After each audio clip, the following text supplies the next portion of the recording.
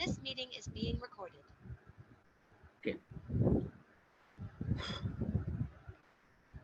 So hello guys, welcome back to my YouTube channel Set Time Bound World. I am Sandeep Vishwakarma and today we are going to discuss a new chapter, a previous chapter, thermodynamics. So am I audible and visible to everyone?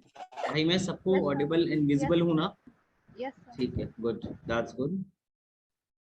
Okay, तो चलो भैया पहले हम लोग start करते हैं thermodynamic को. क्या स्टार्ट करते हैं भाई? क्या स्टार्ट करते हैं? थर्मोडायनामिक. तो आई होप आप में से सबको याद होगा कि थर्मोडायनामिक के सारे फॉर्मूले. Hello, who is this? Hello भाई, कौन है?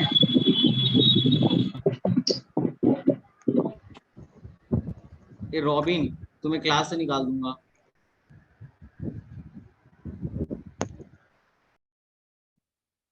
ठीक है, ओके. तो हमारा जो चैप्टर है थर्मोडायनामिक प्लस केटीजी, ठीक है.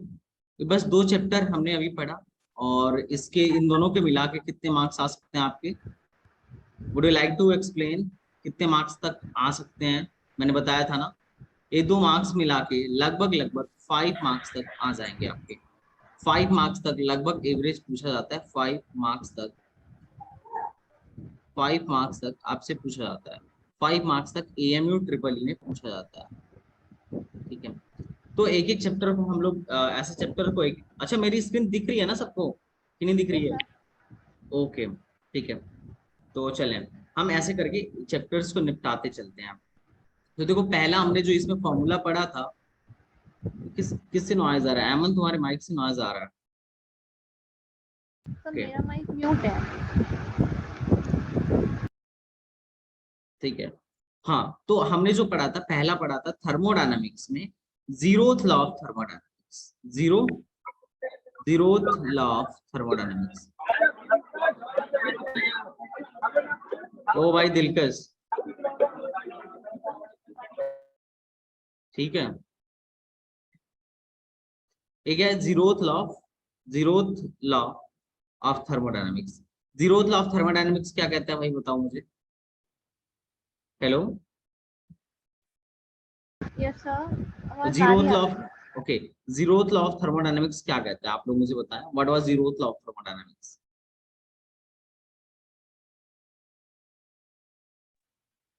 हीट ट्रांसफर टेम्परेचर कांस्टेंट तक होता है. ठीक है, इक्वल टेम्परेचर. ओके. तो actually zeroth law of thermodynamic के according, zeroth law of thermo, just wait, मैं इसको कर लूं. हाँ,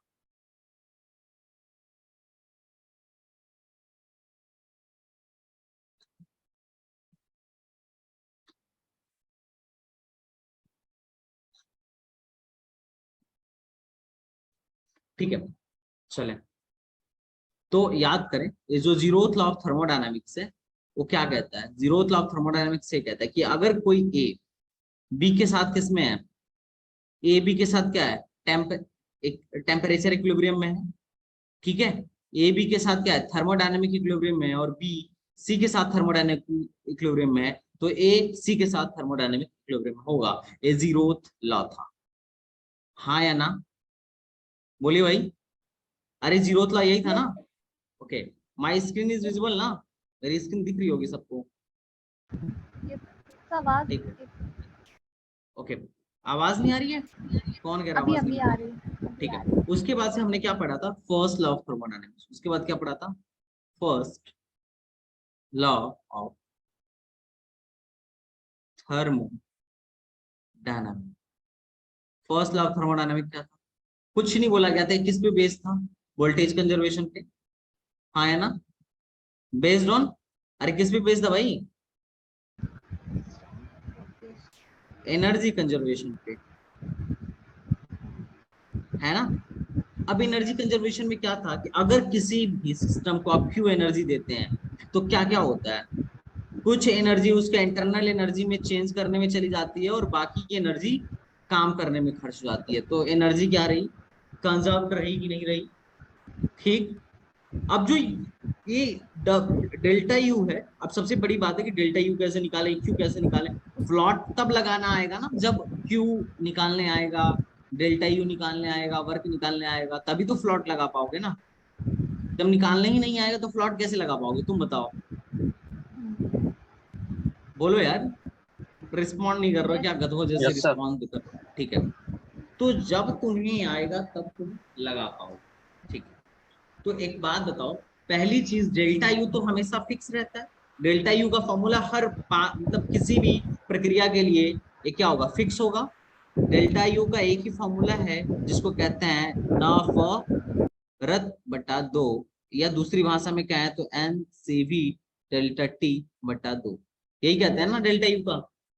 हर एक प्रोसेस में डेल्टा यू के लिए हम यही फॉर्मूला लगाते हैं, यही लगाते हैं ना, या और कुछ फॉर्मूला लगाते हैं, बोलो। लगाते हैं। और साइन कन्वेंशन क्या रहता है, साइन कन्वेंशन क्या रहता है भैया, साइन कन्वेंशन क्या होता है, जल्दी बताओ, साइन कन्वेंशन क्या होता है। Sign convention for delta U क्या होता है, पहला इफ टेम्परेचर क्या करे, इंक्रीज करे, तो डेल्टा यू क्या होगा, पॉजिटिव। और इफ टेम्परेचर क्या करे, डिक्रीज करे, तो डेल्टा यू होगा निगेटिव। कैसे पता चला, क्योंकि हमें पता है कि डेल्टा यू बराबर होता है ना for T final minus T initial बटा दो। यही होता है ना नफरत डेल्टा टी, डेल्टा टी को T final minus T initial लिख दिया। अब अगर टी फाइनल बड़ा होगा टी इनिशियल से तो ये चीज पॉजिटिव आएगी, और अगर टी फाइनल छोटा होगा टी इनिशियल से तो ये चीज क्या आएगी, निगेटिव आएगी। तो ये कोई बड़ी बात नहीं थी, ये हम वैसे भी जान सकते थे। फिर दूसरी बात बोले क्यू कैसे निकालते हैं। तो क्यू का फॉर्मूला क्या होता है, देखो सॉलिड के लिए हम पढ़ते थे एम एस डेल्टा टी, यहाँ पे चूंकि गैस है तो हम एनसी डेल्टा टी पढ़ेंगे, एनसी डेल्टा टी पढ़ेंगे। अब अगर मैं कांस्टेंट वॉल्यूम की बात, कांस्टेंट प्रेशर की बात करूं, eight constant pressure, eight constant pressure, अबे कौन है यार, ये कौन कौन आ जाते हैं,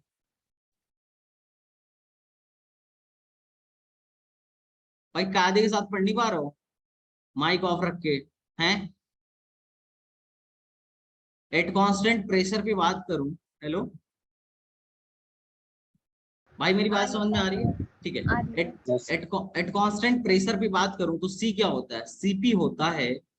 और एट कांस्टेंट वॉल्यूम पे बात करूं, कांस्टेंट वॉल्यूम पे बात करूं तो सी क्या होता है, मोलर हीट कैपेसिटी क्या होता है, सीवी होता है।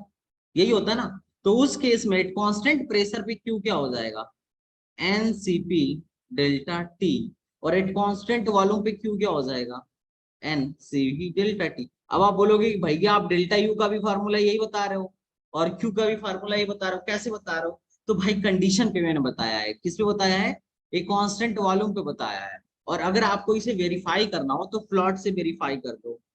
फ्लॉट क्या है, एट कांस्टेंट वॉल्यूम पे लगाना चाहता हूँ, एट कॉन्स, बोलो भाई, एट कांस्टेंट वॉल्यूम पे कांस्टेंट मैं वॉल्यूम। फ्लॉट लगाना चाहता हूँ। तो फ्लॉट क्या होता है, Q is equal to delta U plus W. अब तुम बताओ कांस्टेंट वॉल्यूम पर W की वैल्यू क्या होती है, W इज इक्वल टू होता है integration of P delta V।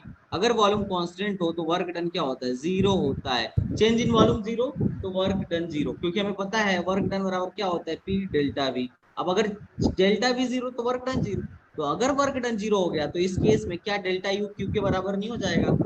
तो वही तो मैंने बोला है कि एट कांस्टेंट वॉल्यूम जो क्यू होगा वो किसके बराबर होगा, N C B delta T के बराबर होगा। क्या कुछ गलत बोला क्या, कुछ भी गलत बोला पीछे वाली स्लाइड में डिवाइड बाई 2 और किया था।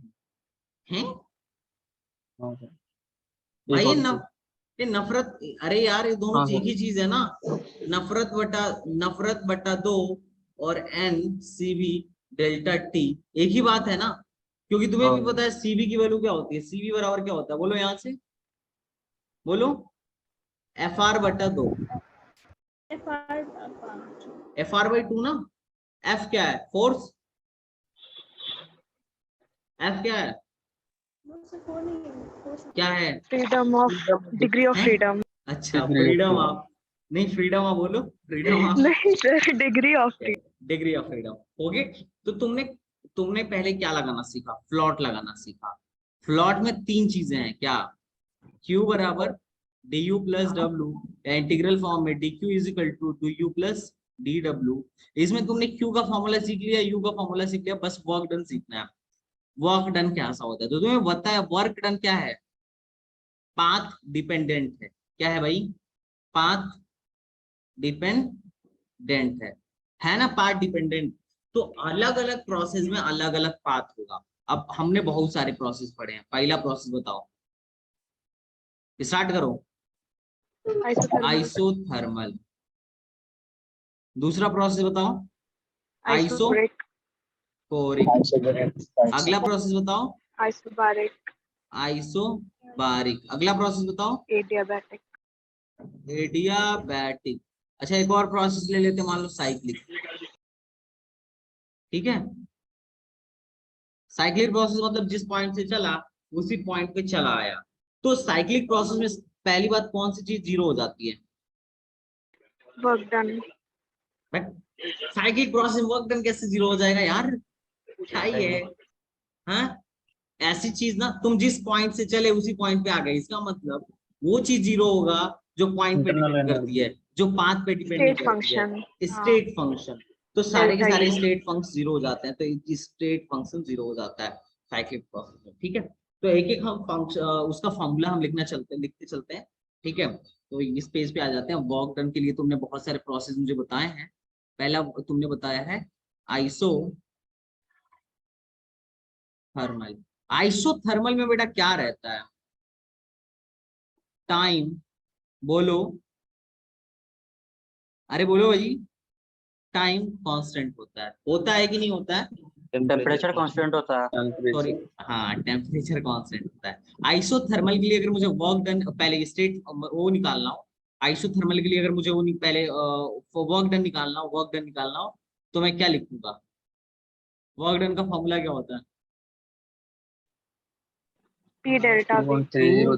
2.303 NRT log V final अपन V initial, यही होता है। या दूसरी भाषा में 2.303 NRT log P initial अपन P final। इन दोनों में से कोई एक जो दिया होगा लगाएंगे, हाँ या ना? अरे बोलो ना। अरे यार शर्मा रहे बच्चे। अगला क्या है? आइसोकोरिक। आइसो कुछ भी लगा लें, कोरिक। आइसोकोरिक। आइसोकोरिक में क्या कांस्टेंट रहता है? बोलो बच्चों। वॉल्यूम। वॉल्यूम कांस्टेंट रहता है। अब बेटा अगर वॉल्यूम कांस्टेंट रहेगा तो तुम मुझे बताओ, अगर वॉल्यूम कांस्टेंट रहेगा तो वर्क डन का जनरल फार्मूला क्या होता है? इधर general formula P delta V। Work नहीं, integration of P delta. Integration of P delta V। अगर P कांस्टेंट हुआ, जो कि कौन से प्रोसेस में होता है? आइसोबारिक।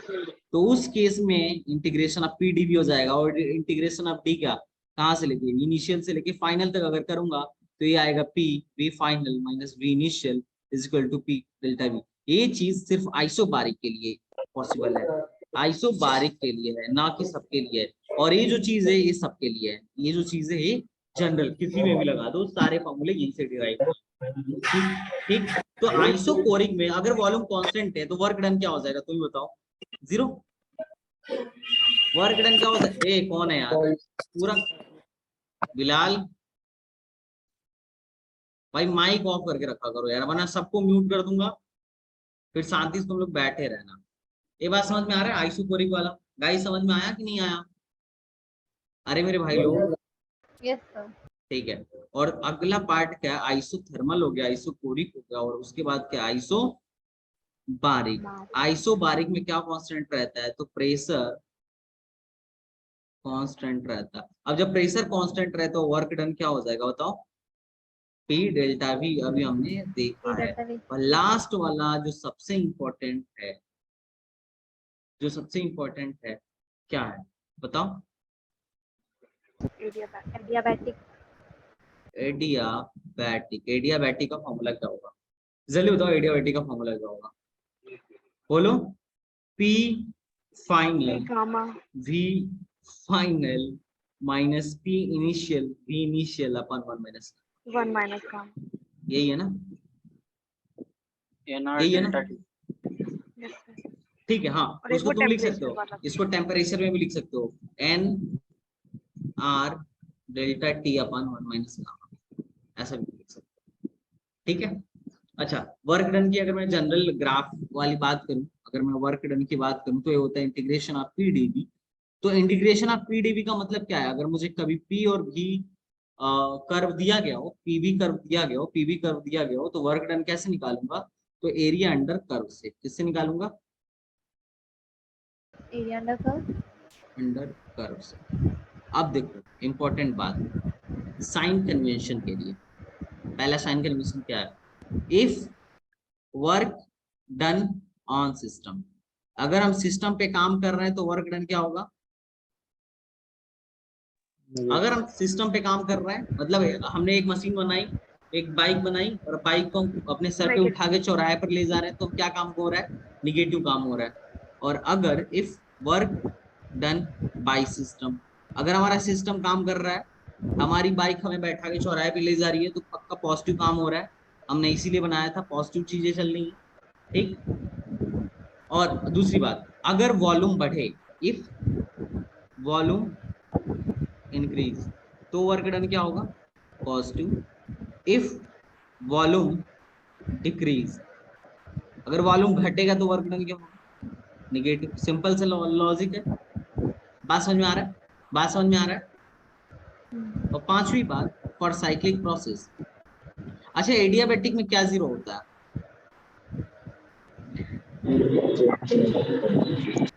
डेल्टा हाँ P। हाँ चेंज इन हीट, अरे इंटरनल एनर्जी कैसे जीरो होता है यार, चेंज इन हीट जीरो होता है, ठीक है। For cyclic process, for cyclic process में ध्यान से सुनना, ये साइक्लिक प्रोसेस है, मान लो पीवी कर्व में साइक्लिक प्रोसेस है, वर्क डन क्या होगा, वर्क डन क्या होगा, आप ए से बी तक गए और बी से सी आ गए, वर्क डन क्या होगा भाई, what will be work done, work done क्या होगा, हाँ एरिया अंडर साइकिल, इसी के अंदर एरिया अंडर लूप जो होगा वही वर्क डन होगा।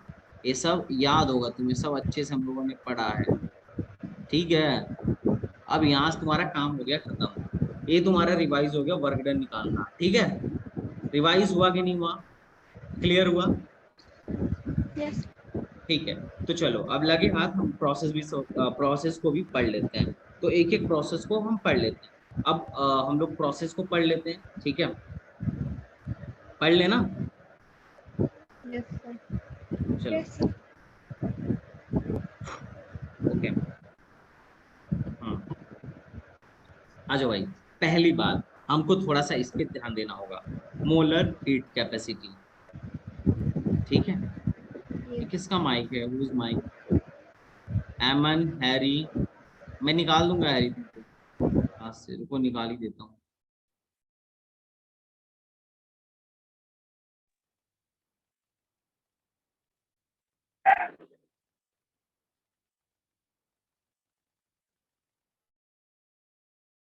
ओके, हरीश कुमार गौतम, महविश, फैजान, साक्षी, प्रखर, ठीक है, बाकी सारे क्लास के बच्चे होंगे, कोई सुन। अब ध्यान से सुनना मेरी क्लास, मेरी बात, थोड़ा सा मोलर हीट कैपेसिटी के बारे में तुम लोग ना डिस्कशन कर लो।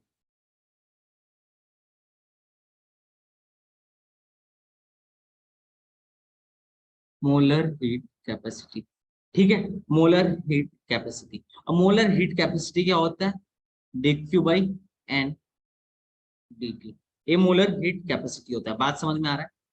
अरे तुमने पढ़ा था Q बराबर, हीट में पढ़ते हो ms डेल्टा टी, ये मास होता है, क्या होता है, मास होता है। अगर मैं गैस में हीट की बात करूं तो क्या होता है, NC, S को हम डेल्टा, यही होता है स्पेसिफिक हीट कैपेसिटी। अब चूंकि यहाँ मोल में बात चल रही है तो यहाँ कौन सी हीट कैपेसिटी होगी, मोलर हीट कैपेसिटी, कौन सी होगी भाई, अरे बोलो यार, मोलर हीट कैपेसिटी। अब ये जो सी होता है, सी का वैल्यू क्या आया, Q upon N delta T, C का वैल्यू क्या आया, Q upon N delta T आया कि नहीं आया? अब्दुल क्लास से मैं आउट कर दूंगा। सी की जो वैल्यू आई क्या आई, Q upon N delta T आई कि नहीं आई? बोलो मेरे भाई, आई ना? Yes, sir. ठीक है। अब क्यू की वैल्यू जो सी की वैल्यू जो Q upon N delta T आई, अब तुम्हें थोड़ा सा इसमें काम करना है। अब काम क्या करना है, अगर मान लो अगर एक कांस्टेंट प्रेशर पर है तो उसको हम सीपी बोलेंगे, अभी मैंने बोला था। और अगर एक कांस्टेंट वॉल्यूम पर है, कांस्टेंट वॉल्यूम पर है तो हम क्या बोलते हैं, सीवी बोलते हैं। ठीक बात? Yes, sir. Yes, sir. ठीक बात है कि नहीं? अब तुमसे क्वेश्चन में पूछेगा कि CV CV and degree of freedom में क्या रिलेशन। एक्चुअली क्वेश्चन में हमसे ना एक बार पूछा था कि अगर मान लो किसी भी एक अनजान गैस का डिग्री ऑफ फ्रीडम 7 है तो उसके लिए गामा क्या होगा। डिग्री ऑफ फ्रीडम देखिए गामा पूछ रहा है, तो हमें कैसे पता होना चाहिए डिग्री ऑफ फ्रीडम और गामा में कैसे रिलेशन आएगा। तो डिग्री ऑफ फ्रीडम और सीबी में क्या रिलेशन होता है, सीबी इक्वल टू क्या होता है, FR/2। FR/2 कितने लोग ये जानते हैं? अगर सीबी निकल गया तो सीपी भी निकल जाएगा। सीबी बराबर क्या होता है, सीबी प्लस आर। तो मैं क्या इसको जोड़ सकता हूँ, FR/2 प्लस आर, यहाँ से आर कांस्टेंट हो जाएगा 1 प्लस F/2। ठीक, सीबी और सीपी निकल गया। अगर सीबी और सीपी निकल गया तो क्या निकल जाएगा, गामा निकल जाएगा। गामा बराबर क्या होता है, सीपी बाई सीबी। सीपी की वैल्यू कितना है, R इंटू 1 प्लस F/2 अपान में क्या हो जाएगा, F/2 इंटू आर ने आर को मार दिया है, क्या आया 2/F+1। तो इसका मतलब गामा का फॉर्मूला क्या होता है, गामा इज 2/F+1। तो मान लो अगर कोई ऐसा गैस जिसके लिए F की वैल्यू मुझे 7 दी गई है, तो क्या मैं उसके लिए गामा निकाल सकता हूँ इस फॉर्मूले से? Can I find gamma? Yes. ठीक है। सर वो बहुत बढ़िया। डिनोमिनेटर में 2 कहाँ गया सर पीछे? कौन 2 यार, F/2 से F/2 कट गया। FR/2 था सर ये। हाँ तो FR/2, तो F/2 से यही तो 2 पर चला गया और F नीचे आ गया है, और इसमें भाग दिया तो कट गया है। क्यों भाई, मैं कुछ गलती कह रहा हूँ क्या? सर ये तो 1 प्लस F/2 होगा ना Yes, gamma. Sir 1 plus F/2 into 2 और होगा सर। हैं? यस तो ये सर। ऊपर 2 जाएगा ना सर न्यूमरेटर में? तो है तो न्यूमरेटर में 2 है, नीचे नहीं F सर, है। FR/2 सर सबसे लास्ट में सर डिनोमिनेटर में। कहाँ, कौन सा वाला? वो कट जाएगा ना भाई, FR/2 जब सर एलसीएम ले लेंगे। अरे भाई अलग अलग भाग दे दो ना, ये तो कट जाएगा, अच्छा ये तो बचेगा। LCM में सर। क्या ही यार, हैं तुम लोग मुझे मैथ्स भूलवा रहे हो हैं भाई। मैंने सही लिखा फॉर्मूला, तुम ही गलत कर रहे हो। और अगर किसी गैस का गामा दिया हो तो उसका डिग्री ऑफ फ्रीडम निकाल सकते हो कि नहीं निकाल सकते हो, बोलो, अरे बोलो। सर ठीक है, तो एक बार मुझे ये थोड़ा सा रिकॉल करवा दो। ठीक है, मैं यहाँ पे गैस डाल देता हूँ, यहाँ पे सीवी डाल देता हूँ, यहाँ पे सीपी डाल देता हूँ, यहाँ पे एफ डाल, यहाँ पे एफ डाल देता हूँ, और यहाँ पे गामा डाल देता हूँ। ठीक, कोई दिक्कत? नहीं. Good. Gas, degree of freedom, CV, CP, gamma. ठीक है, चलो बताते रहना, मुझे ज्यादा याद नहीं रहता। पहली चीज mono atomic gas, mono atomic. Degree of freedom क्या होगा बेटा, दिख रहा है ना जो लिख रहा हूँ जिस कलर से, 3। सीवी क्या होगा, 3/2R, और F/2R ही पढ़ते हो ना। और सीपी क्या होगा, इसमें एक और R जोड़ दूंगा, 5/2R। 5/2. और गामा क्या होगा, 5/3 भाग दे दूंगा, अरे CP/CP कर दूंगा। 5/3 यार, सॉरी 5/3। R तो कट गया। दूसरा डायटोमिक, इसके लिए डिग्री ऑफ फ्रीडम क्या होता है, 5। बहुत बढ़िया भाई। सीबी क्या होगा, सीबी क्या होता है, F/2R, तो 5/2R। 5. सीपी क्या हो जाएगा, इसमें एक और R जोड़ दो, तो 2.5 7/2 में जोड़ोगे तो 2.5 में एक जोड़ोगे तो क्या आएगा, 7/2, 3.5। और भाग दोगे तो क्या आएगा, CP/CP करो, R को, 7/5। हाँ 7/5। ठीक, और अगर मैं अच्छा CO2 क्या है, CO2 को कौन से अंदर में रखेंगे, डायटोमिक या पॉलीएटॉमिक? डायटोमिक। क्योंकि लीनियर होता है। हाँ, इसके लिए डिग्री ऑफ फ्रीडम क्या है, 6 6 6 है। CV क्या होगा 6/2R, तो ये हो जाएगा 3R। 3R 3R में एक और R जोड़ो, CP मिल जाएगा, तो क्या 4R आएगा 4R। और गामा क्या हो जाएगा 4/3। अरे भाग दे दो ना, 4R में 3R से भाग दो, RR कट जाएगा 4/3। कोई बड़ी बात? No sir. ठीक है। अब एक क्वेश्चन तुमसे ये पूछा जाता है, अच्छा तुम्हें लग रहा है ना कि बहुत आसान है, थर्मोडायनामिक एकदम दिमाग में बैठता जा रहा है, कोई दिक्कत नहीं है। यस सर आसान है। आज जेई में सर वो एफिशिएंसी से पूछ लिया था क्वेश्चन। वो क्या पूछा था? मतलब दे दिया था कि ये टेम्परेचर तुम्हारा पहले ऐसा है, ठीक है, और हाँ इतनी एफिशिएंसी है, अब तुमने 30% एफिशिएंसी बढ़ा दी, मतलब हाँ घटा दी। अब जो हाँ तुम्हारा उसका क्या कहते हैं टेम्परेचर है, क्या कहते हैं सोर्स का, वो कितना होगा। वाह, किया कि नहीं किया? हाँ सर करके आ गया, मजे से। अरे आसानी होगा ऑफ कोर्स है, क्योंकि पहले पहले तुम्हें पहले टेम्परेचर दिया गया, एफिशिएंसी दिया गया, बाद में क्या किया गया कि एफिशिएंसी इंक्रीज कर टेम्परेचर घटा दिया। इंक्रीज किया जा रहा है, तो सॉरी एफिशिएंसी घटाया जा रहा है, तो टेम्परेचर निकल ही जाएगा। एकदम बेसिक सा तो फॉर्मूला होता है एफिशिएंसी का, एक ही बचपन लुल्लो फॉर्मूला है, क्या है? Work done upon heat given. अरे यही ना, वर्क डन क्या होता है? Q of source minus Q of sink, यही ना, अपान में क्यू ऑफ सोर्स।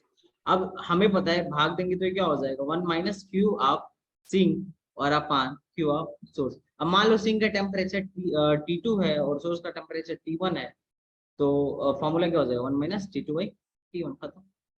तो जिसमें दिया हो, हीट में दिया हो या थीटा में दिया हो या जिसमें दिया हो, उसमें तुम फॉर्मूला लिख के कर सकते हो, कोई दिक्कत नहीं। चलो CB CP and gamma mixture कैसे निकालोगे?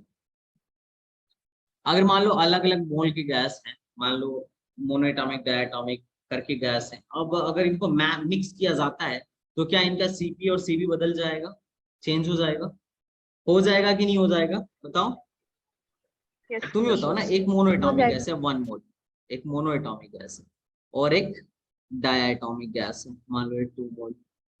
अगर मैं इन दोनों को मिक्स करता हूँ तो क्या इनका सीपी मिक्स हो जाए, क्या इनका सीबी चेंज हो जाएगा, क्या इनका सीपी चेंज हो जाएगा, क्या इनका गामा चेंज हो जाएगा? हाँ या ना? सब कुछ चेंज हो जाएगा ना, क्योंकि ना तो ये मोनोएटॉमिक रहा और ना ही ये डाइएटॉमिक रहा। तो हम डायरेक्ट जो फॉर्मूला रट के बैठे हैं, ये रट के बैठे हैं कि मोनोएटॉमिक के लिए सीपी इतना होता है या सीबी इतना होता है, तो मैं इस गैस को मोनोएटॉमिक कहूँ कि डायएटॉमिक कहूँ, हमें नहीं पता है किसका नेचर कैसा है। तो इसके लिए गामा मिक्सचर, मतलब इसके लिए मिक्सचर का फार्मूला लगाएंगे, और मिक्सचर का फार्मूला तुम्हें पता है, बस बोलो क्या होता है। सीबी मिक्सचर बराबर क्या होगा N1 CV1 plus N2 CV2 dash dash जितने भी हैं अपान में N1 प्लस, अरे बोलो यार, N2 dash dash dash. CP mixture का फार्मूला क्या होगा N2 CP1, हाँ sorry N1 CP1 plus N2 CP2 dash dash dash अपान N1 प्लस N2। अच्छा जी बेटा, गामा मिक्सचर का फार्मूला क्या होगा N1 दोनों को गामा ऊपर 1 plus N2 gamma 2 dash dash dash upon N1 plus N2। ठीक बात है? नहीं सर। गलत बात है, ऐसे नहीं करेंगे। गामा मिक्सचर कैसे निकालेंगे? गामा मिक्सचर निकालेंगे सीपी मिक्सचर अपान सीबी मिक्सचर से, ये ध्यान रखना। समझ में आ रहा है? तो सीपी मिक्सचर अपन सीबी Yes, मिक्सचर sir. करोगे तो क्या आएगा N1 CP1 अपन N2 CP2 अप, और फिर अपन में क्या हो जाएगा N1 CP1 plus N2 CP2। बात खत्म। Are getting my point? Yes ठीक है, तुमने वर्क डन निकालना सीख लिया, इंटीग्रेटेड डायग्राम सीख लिया है, ठीक है। Hello, Yes, sir. Sorry inducting diagram सीख लिया है। अब चलो एक एक प्रोसेस को हम अच्छे से और देख लेते हैं कि किसमें क्या जीरो होता है, फिर उसके बाद हम इंजन देख लेंगे। और अच्छा मुझे नहीं लगता एक एक प्रोसेस को देखने की जरूरत है क्या, मतलब डायग्राम बना बना के, या डायरेक्ट क्वेश्चन में सीखेंगे? क्वेश्चन भी सीख लेते हैं, वो तो आपने कल परसों कराया था। क्वेश्चन, हाँ वैसे मैंने इसको काफी अच्छे से कराया था, ठीक है। अब एक चीज है, आ जाओ हम लोग थोड़ा सा इसको पढ़ लेते हैं, सेकेंड लॉ ऑफ थर्मोडायनामिक को, ठीक है। प्लैंक का स्टेटमेंट क्या था, क्लैसियस का स्टेटमेंट क्या था, जस्ट उसे छोड़ो।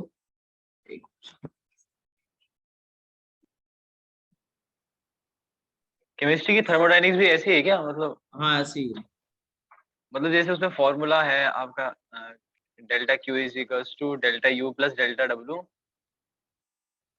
तो केमिस्ट्री में भी ऐसी फॉर्मूला है?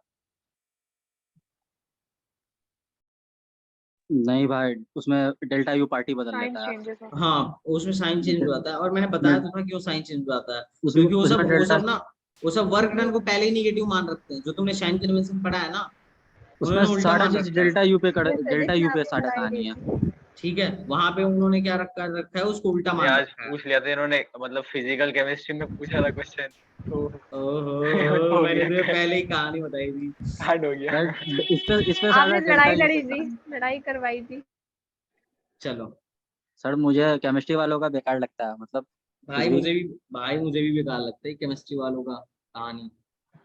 रिफंड के चलो -1 हो मतलब गया सर यार। अलग करना था तो कुछ भी कर दिया। कुछ भी कर दिया, सही बोले। चलो अब देखो ध्यान से, देखो देखो सेकंड लॉ क्या कहता है कि किसी भी हीट इंजन की एफिशिएंसी 100% तक नहीं बढ़ाई जा सकती, यही सेकंड लॉ कहता है, बाकी कुछ नहीं। ठीक है, बात समझ में आ रहा है? Yes sir. चलो अब देखो thermal efficiency of heat engine.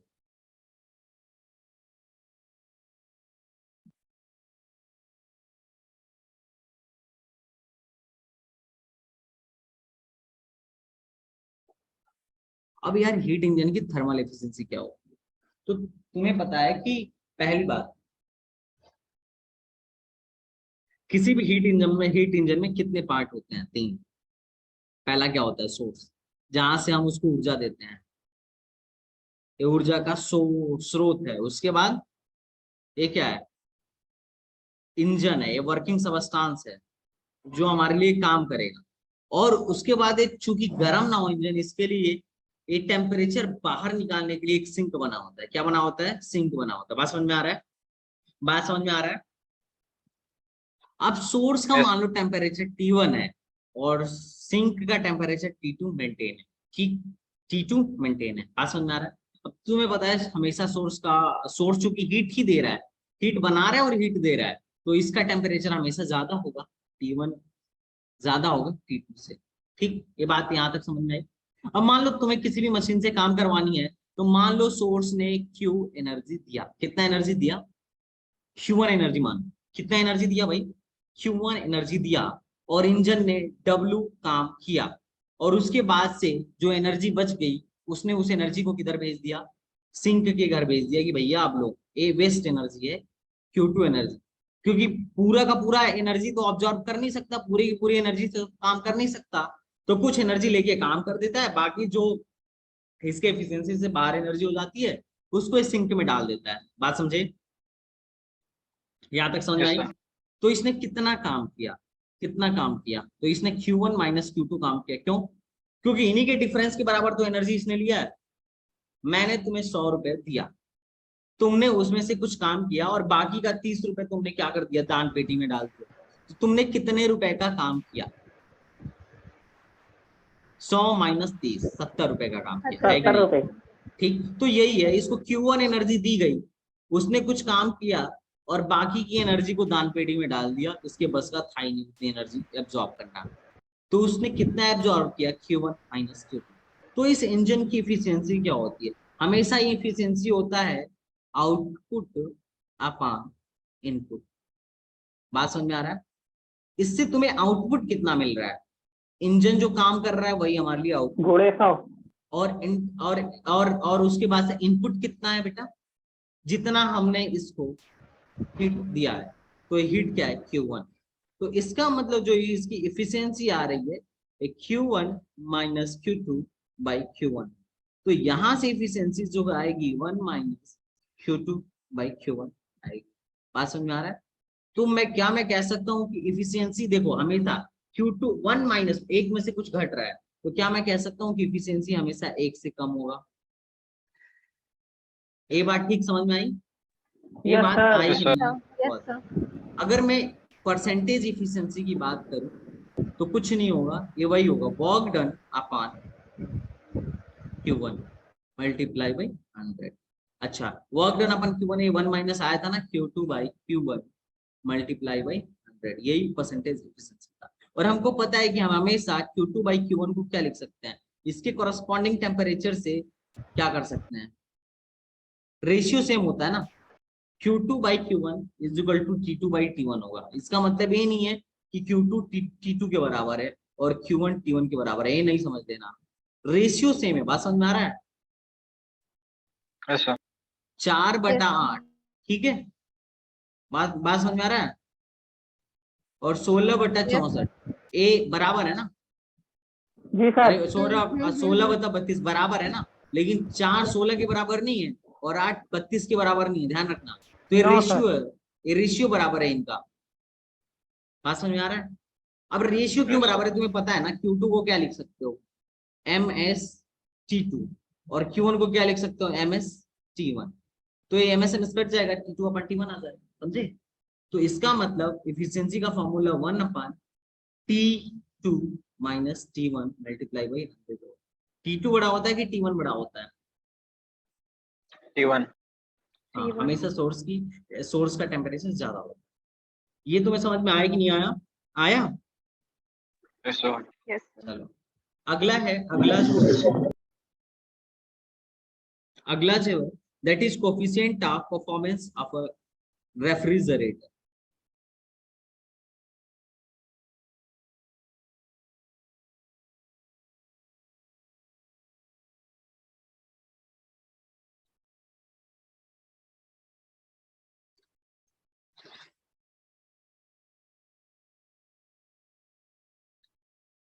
किसी भी रेफ्रिजरेटर का कोफिशिएंट ऑफ परफॉर्मेंस कैसे फाइंड करना होता है, ये बात तुम्हें समझ में आ रहा है?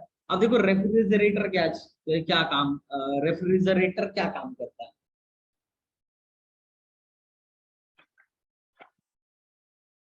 तुम्हारा फ्रिज क्या काम करता है? ठंडा करता है। ठंडा करने का काम करता है, टेम्परेचर डिक्रीज करने का काम करता है। Yes sir. तो ध्यान से तू सुनना, ये प्रोसेस जो है ना उल्टा होता है। मतलब क्या उल्टा होता है, ध्यान सुन। यहाँ तुम्हारा इस मशीन का क्या है, इस इंजन का सिंक है, ठीक? ये तुम्हारा क्या है, वर्किंग सबस्टेंस है ना? yes sir और इसके ऊपर है तुम्हारा सोर्स। अब यहाँ पे रेफ्रिजरेटर के कॉन्सेप्ट में जो तुम्हारा सोर्स है ना, वो तुम्हारा एटमॉस्फेयर है। अब इसमें तुम्हें क्या करना है, सिंक तुम्हारा फ्रिज है, तुम्हें टेम्परेचर को निकालना है।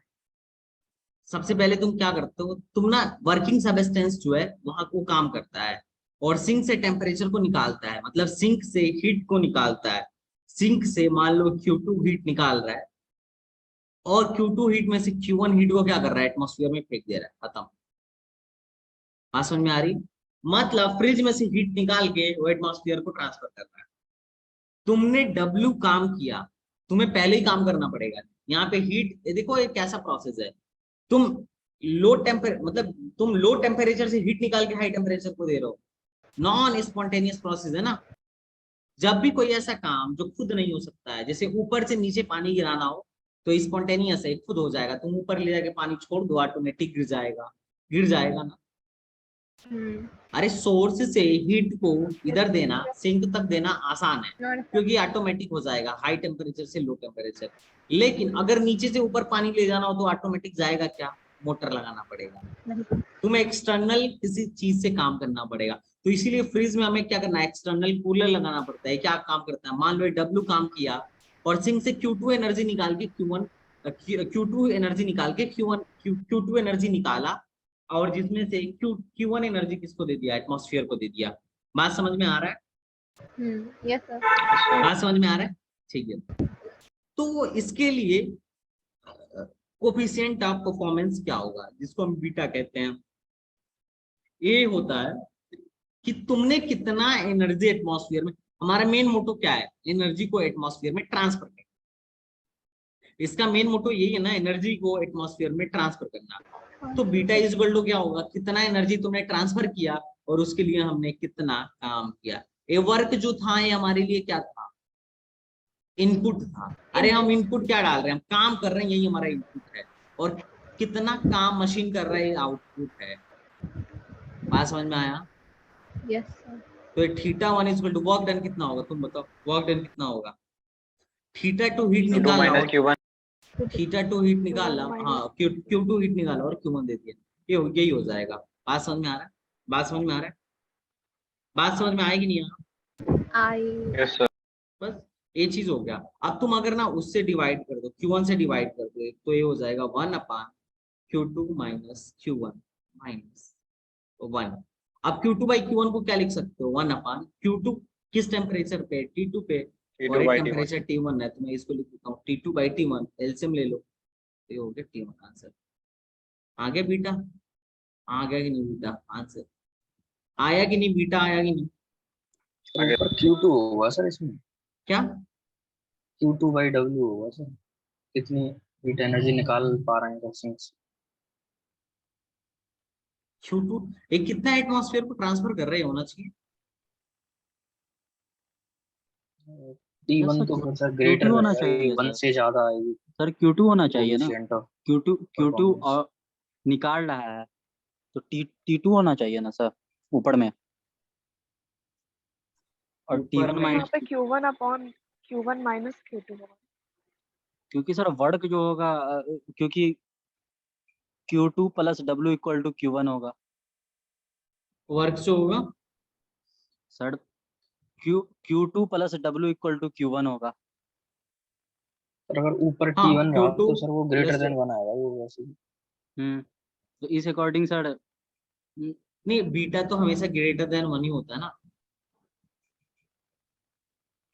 बीटा तो ग्रेटर देन 1 ही होता है बीटा। सर उस दिन भी आपने सर पढ़ाया था कि ऊपर में T2 होगा और नीचे में T1 माइनस T2 होगा sir. Output let me check, हाँ मतलब उस देखो टाइम बीटा, शायद से सर ने ऊपर सर, T2 ले लिया सर, होगा और नीचे सर, T1 ले लिया होगा। नहीं नहीं उस दिन वाला सही था। आउटपुट तो सर हम लोग निकाल जो रहे हैं वो T2 हाँ ही हाँ ठीक है निकाल रहे ठीक है हैं ठीक है ठीक है ठीक है, हम हाँ सिंक से हमारा कितना एनर्जी निकल रहा है, हमें तो हाँ ठंडा फ्रिज को करना है, यस ठीक है। सर तो सिंक से θ2 एनर्जी निकल रहा है और हाँ इनपुट क्या है, वर्क डन है, तो θ2 माइनस Q2 बात Q1 समझ, माइनस हाँ वही sir Q1 Q1 minus, Q1 minus minus हाँ Q2। Q1 minus Q1 minus Q2, ठीक है। आप समझ में आ गया? Okay, yes sir. तो ये था तुम्हारा कंप्लीट थर्मोडायनामिक्स, ठीक है। तो आई होप तुम्हें थर्मोडायनामिक्स समझ में आया होगा, अच्छा लगा होगा ये चैप्टर, अच्छा लगा? बहुत अच्छा। चलो ये चैप्टर तुम्हारा कंप्लीट हुआ, अब हम लोग क्वेश्चन लगाएं। Should we solve the problem? Sir अरे लगाए ना प्रॉब्लम, अब तो सॉल्व करते यस हैं। सर Yes, या sir. फिर Yes. यस केटीजी सर, याद है, यस या सर, यस सर। केटीजी याद है कि उसे भी करवा दो? थोड़ा सा सर करवाइए दो 5 मिनट। चलो 5 मिनट उसे भी कर लो, चलो आ जाओ। पॉस्टुलेट्स वगैरह मैं नहीं याद करूंगा, लिखवाऊंगा, अब बताऊंगा, ठीक है। पॉस्टुलेट्स वगैरह क्या आते हैं, ठीक है। Yes, देखो sir. केटीजी को भी थोड़ा सा रिवाइज कर लेते हैं क्योंकि क्वेश्चन हम दोनों का मिला के करना है। देखो पोस्टुलेट पहला क्या था, मॉलिक्यूल का साइज नेग्लिजिबल होगा, ठीक है।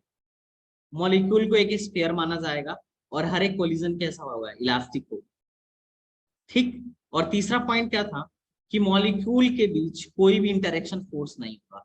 अब जब इंटरेक्शन नहीं फोर्स होगा, इंटरेक्शन फोर्स ही जीरो है, तो इसका मतलब इसका पोटेंशियल एनर्जी भी जीरो होगा। तो ये जो मॉलिक्यूल होता है उसके पास सिर्फ कैसी एनर्जी होती है, काइनेटिक एनर्जी होती है, हाँ या ना। तो इसका मतलब टोटल एनर्जी क्या होता है, kinetic energy plus potential energy.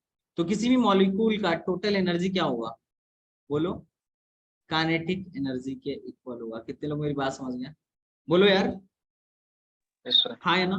Yes, अब sir. दूसरी बात, चूंकि इसका मास नेग्लिजिबल होता है इसलिए ग्रेविटी का कोई इस पे इफेक्ट नहीं पड़ेगा, हाँ या ना,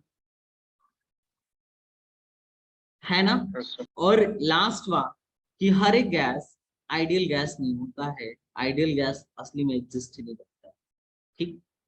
असली में कौन एग्जिस्ट करता है, रियल गैस। और जो ये रियल गैस होता है कभी कभी आइडियल गैस के जैसा मोस्ट प्रोबेबली बिहेव कर सकता है। किस केस में बिहेव कर सकता है, जब high temperature and low pressure. High temperature हो एंड लो प्रेशर। बात समझ में आई? ये पोस्टुलेट्स थे, यही थे ना पोस्टुलेट, ठीक।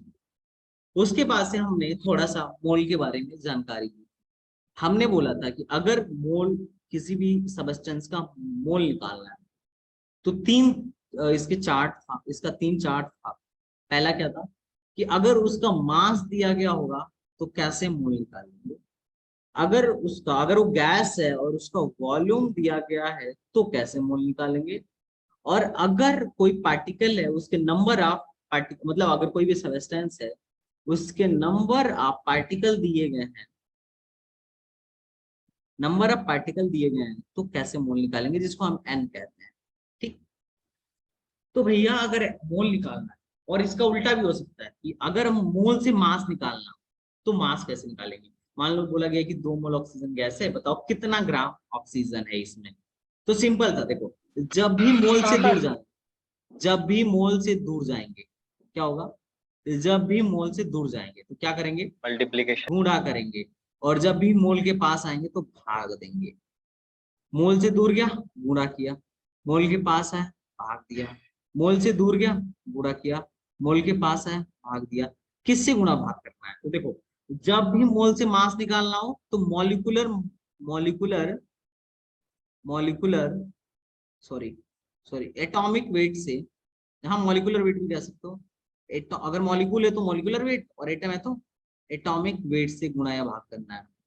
बात समझे, बात समझे, समझे ना, समझ तो रहा हो ना जी। Yes sir, yes sir, yes. अच्छा, अगर वॉल्यूम की तरफ जाना है तो अगर बात एसटीपी की है तो हमेशा 22.4 से गुणा या भाग करना है, और अगर नंबर ऑफ पार्टिकल्स निकालने तो हमेशा Na से मल्टीप्लाई या डिवाइड करना है। अवोगाद्रो नंबर किसके बराबर होता है मेरे भाई, 6.6 माइनस नहीं प्लस, प्लस प्लस। ठीक है, यहाँ तक 23 समझ है में ना आया, सर? हाँ यहाँ तक समझ में आया, यहाँ तक समझ में आया, बस। ठीक है। फिर हमने देखा था ideal gas equation, ideal gas equation. अच्छा एक बात बताओ, मैं रेफ्रिजरेटर में एक चीज भूल गया, जो कूलर होता है पूरे फ्रिज में कहाँ होता है, सबसे नीचे होता है या सबसे ऊपर होता है, सबसे ऊपर, वाई, सबसे ऊपर। कन्वेक्शन की वजह से ठंडा करने हाँ के लिए। कन्वेक्शन की वजह से, क्योंकि देखो जो जितना गर्म गैस जितना ठंडा गैस रहेगा उसकी डेंसिटी उतना ज्यादा होगा तो उतना नीचे जाता है, और गर्म गैसें हमेशा उनकी डेंसिटी कम हो जाती है तो ये उड़ के ऊपर चली जाती है, समझ में आ रहा है। तो चूंकि ये ठंडा करेगा तो गैस जो ठंडा गर्म होगा वो तल में नीचे कन्वेक्शन की वजह से कहाँ जाएगा, नीचे जाएगा, तो नीचे वाली चीजें भी क्या होंगी, ठंडी होंगी। अगर मान लो यही कूलर में यही वाला कूलिंग सबस्टेंस में नीचे लगा देता तो ये जो गैस को ठंडा करेगा वो तो नीचे ही रह जाएगी, तो ऊपर तो गर्म ही हवा रहेगी ना, बात समझ में आ रहा है। और अगर सारी की सारी गर्म हवा यहाँ आके ठंडी हो रही है तो यहाँ आके ठंडी होंगी, और ठंडी होने के बाद नीचे जाके बैठने लगेंगे, समझ में आया। अच्छा एक क्वेश्चन तुमसे और मैं पूछूंगा, मान लो तुमने रात को अपने फ्रिज का दरवाजा खुला छोड़ दिया तो फ्रिज का एसी बन जाएगा। तो तुम बताओ क्या फिर तुम्हारा रूम ठंडा हो जाएगा पूरा, यस सर। नहीं, no sir, Yes, no sir. Sir. नहीं होगा, नहीं ठंडा होगा, क्यों, नहीं होगा। क्यों नहीं होगा, उसकी कैपेसिटी ही नहीं होती ठंडा अच्छा करने की। ठंडा होगा या गर्म होगा, उसमें ठंडा हो पंखा जाएगा, लगा ही नहीं है। ये मतलब ठंडा हो जाएगा या हॉट हो जाएगा या कुछ नहीं होगा, या कुछ कुछ भी नहीं, नहीं होगा। सड़ गर्म हो जाएगा। ध्यान रखना अगर तुमने छोड़ दिया ना तो गर्म हो जाएगा कन्वेक्शन की वजह से, ठीक है। सर फ्रिज गर्म होएगा ना? ना ना नहीं, ना, नहीं, रूम गर्म हो जाएगा रूम भाई, गर्म हो जाएगा। सर मैंने प्रैक्टिकल किया है, मेरे रूम में फ्रीज है, मैंने एक दिन खुला छोड़ दिया था, गर्म हुआ कि नहीं हुआ, रूम गर्म हो गया था एकदम, मतलब सर वो जिसमें रोटी नहीं लगाते हैं, गर्म तंदूर, हुआ था। हाँ तवे उसी की के तरह। दूर बन गया था। सच्ची में मतलब मैंने गलती से खुला छोड़ दिया था। चलो अब ध्यान से सुनो, आइडियल गैस इक्वेशन क्या होता है, PV is equal to nRT, जहाँ पे P क्या है, प्रेशर है, V क्या है, वॉल्यूम है, N क्या है, नंबर ऑफ मोल्स है, और R क्या है, गैस कांस्टेंट है 25/3, इसका यूनिट डायमेंशन तुम निकालोगे, और टेम्परेचर हमेशा केल्विन में रखना। ठीक बात है। लेकिन कई बार क्वेश्चन में हमें ना क्या रहता है कि इस फॉर्म में नहीं निकालना रहता है, डेंसिटी के फॉर्म में निकालना रहता है। तो मैं डेंसिटी के फॉर्म में कैसे निकालूंगा, तो उसका फार्मूला होता है PM = ρRT। कई बार फार्मूला जो आएगा हमारे यहाँ आएगा कि हमें नंबर ऑफ पार्टिकल के फॉर्म में लिखना होगा। तो नंबर ऑफ पार्टिकल के फॉर्म में कैसे लिखते हैं, बोलो। PV = NKBT। तीनों फॉर्मूले याद होना चाहिए। मैंने सिखाया था आपको कैसे होना चाहिए, क्योंकि हमको पता है R बराबर क्या होता है, K बराबर KB बराबर क्या, मतलब बोल्ट्जमैन कांस्टेंट बराबर क्या होता है, R/NA, समझे। अब इसी गैस से सारे लॉ आए थे, NRT से सारे के सारे लॉ आए। मान लो अगर कभी ऐसा हो जाए, ध्यान से, अगर कभी ऐसा हो जाए, इफ पहला लॉ, कौन कौन से लॉ तुमने पढ़ा, Boyle's law, Charles law, Boyle's, Charles और Avogadro, डाल्टन, Rayleigh-Jean's, और जितना भी तुमने पढ़ा सब इसी से आया। जैसे बॉयल्स क्या कहता है, बोलता है कि अगर T कांस्टेंट हो जाए, T कांस्टेंट हो गया तो पूरी चीज कांस्टेंट हो गई, तो PV बराबर क्या हो जाएगा, कांस्टेंट। तो इस हिसाब से मैं बोल सकता हूँ जो इनिशियल P1 V1 था वो फाइनल P1 V1 के बराबर होगा। क्यों, क्योंकि ये चीज कांस्टेंट है, इसका मल्टीप्लिकेशन कांस्टेंट है।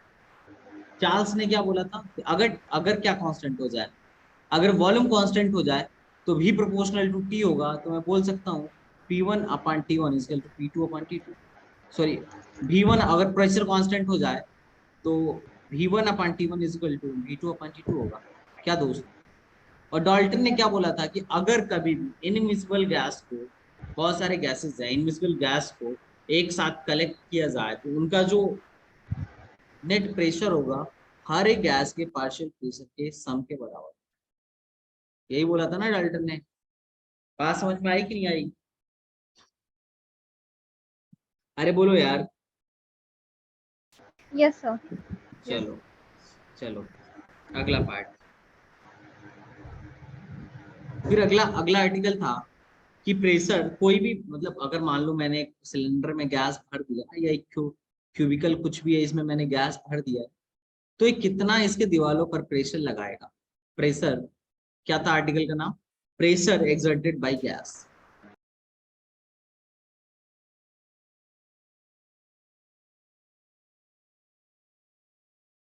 क्या होगा भाई, प्रेशर कितना लगाएगा। तो इसका फॉर्मूला मैंने तुमको याद रखने के लिए जैसे बोला था 1/3, उसके बाद रो VRMS का स्क्वायर, बस सिंपल।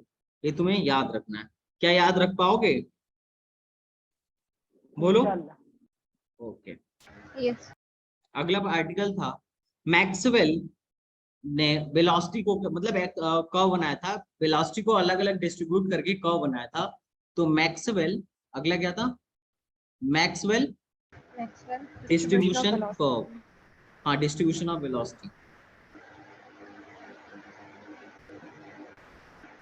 पहली बात उसका कर्व कैसा था, वेल शेप का था, ठीक है। और उसने किसके बीच में बनाया था, NV वर्सेस V का कर्व बनाया था। यही बनाया था ना, यही बनाया था ना, यही एक घंटी के आकार का, Yes, sir. घंटी के आकार जैसा था, ऐसा घंटी होता है ना जो बजता है, उसी के जैसा था। और NV वर्सेस V का कर्व बनाया था। और मैंने तुम्हें बोला था कि पहली बात इसका एरिया क्या देता है, इस कर्व का एरिया क्या बताता है, total number of particle, Molecules. Total, हाँ नंबर ऑफ मॉलिक्यूल, ठीक है। कॉलिंग मी यार, ओके। ये टोटल नंबर ऑफ मॉलिक्यूल बताता है ना बच्चा लोग। या अच्छा ये बताओ, मैंने EMI का PYQ लगवाया है कि नहीं लगवाया है, EMI प्लस AC का। नहीं लगवाया सर। No, sir. उसके notes नहीं है. अच्छा ठीक है, मैं ये लगवा देता हूँ सुबह मॉर्निंग में। और कल की क्लास लास्ट क्लास होगी, उसके बाद तुम्हें बस रिवीजन करना है, पीछे ना पढ़ना, मतलब पीछे के, मतलब नए चैप्टर के पीछे ना पढ़ना, ठीक है। क्योंकि कम से कम 3 दिन कल के ही दिन है सर बस। हाँ वही कम से कम 2-3 दिन तो मैं अच्छे से फॉर्मूला सर, रिवाइज के लिए चाहिए। हाँ सर एक वीडियो मतलब फार्मूला का एक सेशन रख दीजिए सर, उसकी रिवीजन हो जाए। और सर आप करवा दीजिएगा ना तो याद रह जाता, ज्यादा दिमाग में रहता है। नहीं चलो ठीक है, ये MISC पहले करा लेते हैं, जैसा फिर एक। ये कर दीजिए सर, क्योंकि कॉपी खोल के डिवीजन करने बैठते हैं तो फील आता है, लगता है जैसे सब भूल गए हैं। अच्छा तो बताओ कोई एक यूनिट बताओ जिसका फॉर्मूला मैं रिवाइज करवा दूंगा कल, बोलो। सर पूरी फिजिक्स का। पूरी फिजिक्स का सर, एक का नहीं। भाई कितना घंटा लगेगा यार? सर 12 पे कर दीजिए अभी सर। ललित फॉर्मूला ही सर तो कराने सर लगेंगे, वैसे भी 6 घंटे की क्लास वो कर लेंगे, उन्होंने कहा है। मतलब सिर्फ फॉर्मूला ही आज तो तक करना आता वो कल ही ले लेंगे। क्या? सर फॉर्मूला से भी क्वेश्चंस आ जाते हैं। बिल्कुल है, आता है। फॉर्मूला ही तो करना है। मैं कहाँ, एक मिनट, मैं कहाँ मना कर रहा हूँ कि फॉर्मूला से क्वेश्चन नहीं आता है, बिल्कुल आता है। चलो कल रखते हैं, सुबह उठ के 11 बजे से खा पी के एक सेशन रखते हैं तगड़ा, ठीक है? कल टेस्ट नहीं है। कल कल टेस्ट अरे है। यार टेस्ट टेस्ट है, लास्ट। टेस्ट पोस्टपोन करवा दें क्या?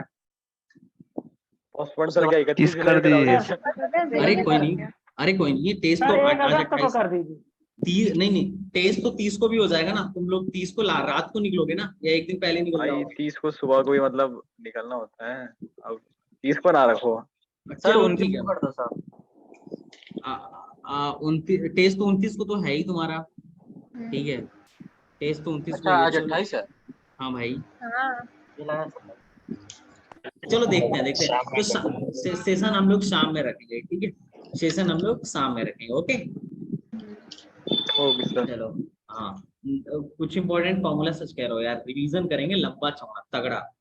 क्या होगा कि उससे तुम्हारे ओके। दिमाग में ना फॉर्मूला घुस जाएगा, और जब फॉर्मूला घुस जाएगा तो कई क्वेश्चन तो डायरेक्टली आ जाएंगे, ठीक है? और लगे हाथ जो इंपॉर्टेंट एग्जांपल होता है ना, मैं झटके में बता दिया करूंगा कि ऐसे भी क्वेश्चन यहाँ से पूछे जाते हैं, ठीक है?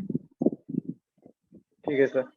चलो और सर इम्पोर्टेंट, स्टार्ट करने से 1 घंटे पहले मतलब इन्फॉर्म कर दीजिएगा ग्रुप। चलो ठीक है, मैं इन्फॉर्म कर दूंगा। अब देखो, मैक्सवेल डिस्ट्रीब्यूशन का एरिया जो बताता है वो टोटल नंबर ऑफ मॉलिक्यूल्स को बताता है। अब मैक्सवेल ने ना वेलोसिटी को 3 रेंज में भागा, तो बांटा। पहली बात उसने क्या किया था कि ये जो चीज है, ये क्या है, इसका नाम क्या है, जो टॉप अप है इसका, इसका जो पीक है उसके कोरस्पॉन्डिंग एक वेलोसिटी दे दी। उसका नाम क्या था भाई? Most probable. प्रोबेबल, ठीक? और उसके बाद से उसने बोला था कि सबसे आगे जो वेलोसिटी होती है वो क्या होती है? VRMS, ठीक है? और उसके बाद जो वेलोसिटी होती है वो होती है V एवरेज, ठीक है? ये बात समझ में आई? ये बात समझ में आई? तो उसने यहां से हम देखते हैं कि हमेशा VRMS क्या होता है, सबसे ज्यादा होता है, फिर V एवरेज, फिर V मोस्ट प्रोबेबल। बात समझ में आ रही है? बात समझ में आ रही है गाइस? हाँ है ना? Yes sir. बात समझ में आई कि नहीं आई? आगे सर। अच्छा, जरा फॉर्मूला बताना, V मोस्ट प्रोबेबल का फॉर्मूला बताओ। ये क्या होता है? √2RT/m। m क्या है? Number of molecules. V average का फॉर्मूला बताओ, सॉरी ये मॉलिक्यूलर मास है। V एवरेज का फॉर्मूला बताओ जल्दी से। 8RT/m नॉट, ठीक है? और V RMS का वेलोसिटी क्या होगा? 3RT/m not. ये फॉर्मूला याद रखना है, बहुत बार पूछा जाएगा डायरेक्टली। बात समझ में आया आपको? बात समझ में आया? तो एक क्वेश्चन जो आईटी में आया था, मैं इस बार फिर से पूछूंगा तुमसे, तुमको बताना है, ठीक है? पहला सवाल, ये तुम्हें कब दिख रहा होगा?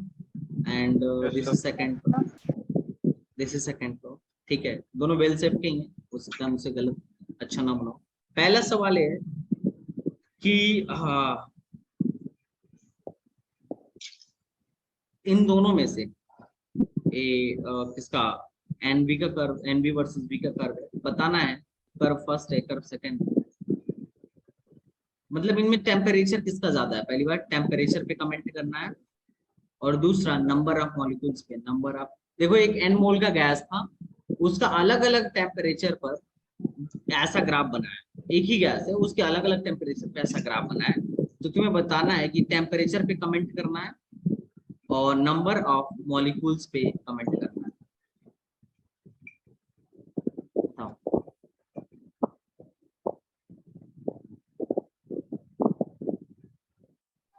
इन दोनों में किसका टेम्परेचर ज्यादा होगा? जिसका पीक ज्यादा है पहले का पहले का। नहीं सर, दूसरे का दूसरे का। हाँ दूसरे का देखो सर, कैसे दूसरे का हमें कैसा पता चला? इसका पीक इसके मोस्ट प्रोबेबल वेलोसिटी को बताएगा और इसका पीक इसके मोस्ट प्रोबेबल वेलोसिटी को बताएगा। अब बताओ किसका मोस्ट प्रोबेबल वेलोसिटी ज्यादा है, पहले वाले का या दूसरे वाले का? अगर 2 का मोस्ट प्रोबेबल वेलोसिटी ज्यादा है तो इसका मतलब मोस्ट प्रोबेबल वेलोसिटी का फॉर्मूला ही क्या होता है? √2RT/m। तो चूंकि 2 और r तो कांस्टेंट है और मास सेम गैस है तो मास भी कांस्टेंट, मॉलिक्यूलर मास भी कांस्टेंट है, तो इसका मतलब टेम्परेचर बड़ा होगा तभी इसका मोस्ट प्रोबेबल वेलोसिटी बड़ा है। तो इसका मतलब मैं लिख सकता हूँ T2 is greater than T1। Last time भी क्वेश्चन कराया था, फिर से बोल गया। अगली बात जो मैं कह रहा हूँ ये तो बताओ मुझे, ये बात बताओ जो मैं कह रहा हूँ। सर पहले वाली की ज्यादा होगी। क्यों? इसका एरिया अंडर कब ज्यादा है? सब मॉलिक्यूल इनवर्सली प्रोपोर्शनल होता है ना सर एम के। सब दूसरे वाले में मॉलिक्यूल कम है मतलब। अच्छा अबे एक ही गैस है, एरिया क्या देता है? इसका एरिया मैं क्वेश्चन तुमसे पूछेगा ना, नंबर ऑफ मॉलिक्यूल नहीं पूछेगा, तुमसे पूछेगा ना कि विच एरिया इज ग्रेटर। 1। पहले वाले का है। पहले वाले का एरिया ज्यादा है। एरिया क्या बताएगा? इनका एरिया क्या बताएगा? Total number of molecule. Number of total number of molecules. अब चूंकि ये जो गैस है इसके पास n मोल गैस है, तो टेम्परेचर T1 पे जो कर्व आया था उसमें भी टोटल नंबर ऑफ मॉलिक्यूल्स होगा n into Na होगा, और टेम्परेचर T2 पे जो कर्व आया था उसमें भी नंबर ऑफ मॉलिक्यूल्स होगा n into Na ही होगा। टेम्परेचर बढ़ाने पर क्या नंबर ऑफ मॉलिक्यूल बढ़ जाता है क्या? अरे गैस तो फिक्स है ना यार, उनकी गैस जाति बढ़ जाती। एक ही गैस है ना, एक ही गैस है ना, उसी का तुम अलग अलग टेम्परेचर पे ले रहे हो, उसी का तुम अलग अलग टेम्परेचर पे ग्राफ बना रहे हो। तो जब गैस एक है तो नंबर ऑफ मॉलिक्यूल भी तो सेम होगा, और जब नंबर ऑफ मॉलिक्यूल सेम है तो क्या एरिया सेम नहीं होगा? तुम बताओ, क्योंकि एरिया क्या बताता है? एरिया नंबर ऑफ मॉलिक्यूल ही तो बताता है। हाँ सब दिमाग से उड़ गया है सर जी, हमको तो ये बड़ा लग रहा था, इसी का एरिया ज्यादा होना चाहिए, आप गलत पढ़ा रहे हो, है कि नहीं? बोलो यार। आ गया सर समझ। तो IIT जेईई का सवाल था, मैं तभी भी तुम्हें कराया था और तुम भूल गए थे। चलो अगला 8वां पार्ट। अब आते हैं डिग्री ऑफ फ्रीडम के।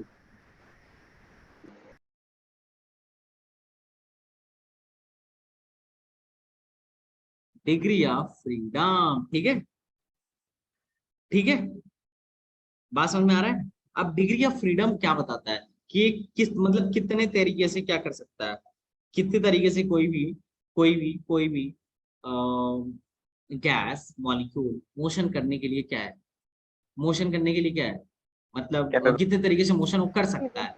अब चूंकि डिग्री ऑफ फ्रीडम हर एक के लिए हमने डिफाइन कर रखा है, मोनो के लिए अलग, अच्छा मैं इसमें वाइब्रेशनल ऐड नहीं कर रहा हूँ अभी, डाया के लिए अलग, और अच्छा वाइब्रेशनल का को भी मोनोएटॉमिक गैस पे फर्क नहीं पड़ता है, सिर्फ उन पे फर्क पड़ता है जिनके पास क्या है, बॉन्ड है, और पॉलीएटॉमिक के लिए अलग। मोनोएटॉमिक के लिए डिग्री ऑफ फ्रीडम क्या हो जाएगा? 3, इसके लिए डिग्री ऑफ फ्रीडम क्या हो जाएगा? 5, और इसके लिए डिग्री ऑफ फ्रीडम क्या हो जाएगा? 6। याद है कि नहीं याद है? अरे बोलो याद है कि नहीं याद है? Yes sir, yes sir. अभी तो कराया सर। ये सिर्फ ट्रांसलेटरी मोशन की वजह से होता है, और इसमें 3 जो होता है ट्रांसलेटरी, और 2 जो होता है रोटेटरी, और इसमें जो 3 होता है वो ट्रांसलेटरी, बाकी का 3 जो होता है वो रोटेटरी मोशन की वजह से होता है। कितने लोग को बात समझ में आ रहा है? Yes sir. अच्छा अब उसके बाद से इक्विपोटेंशियल लॉ ऑफ एनर्जी हमने पढ़ा था, और इंटरनल एनर्जी पढ़ा था। तो इंटरनल एनर्जी तो अभी हमने खूब करा है, यही करा था ना? अरे पहले इक्विपोटेंशियल लॉ ऑफ एनर्जी पढ़ा था,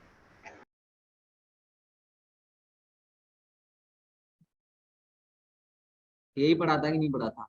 ये इंपॉर्टेंट है।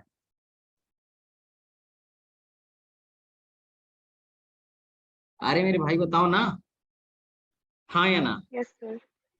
तो इसमें क्या बोला था, दिया था कि हर एक मॉलिक्यूल के डिग्री ऑफ फ्रीडम को कितना एनर्जी दिया जाएगा, तो kT/2 दिया जाएगा हर एक मॉलिक्यूल के। और अगर n मॉलिक्यूल हो तो एक डिग्री ऑफ फ्रीडम को कितना एनर्जी मिलेगा? एन के टी बाई टू। NKT/2। मैं मॉलिक्यूल की बात कर रहा हूँ, मोल की बात नहीं करता। ठीक, ये कितना है, 1 डिग्री ऑफ फ्रीडम को मिल रहा है, 1 डिग्री ऑफ फ्रीडम को, 1 degree degree of of freedom. Freedom को।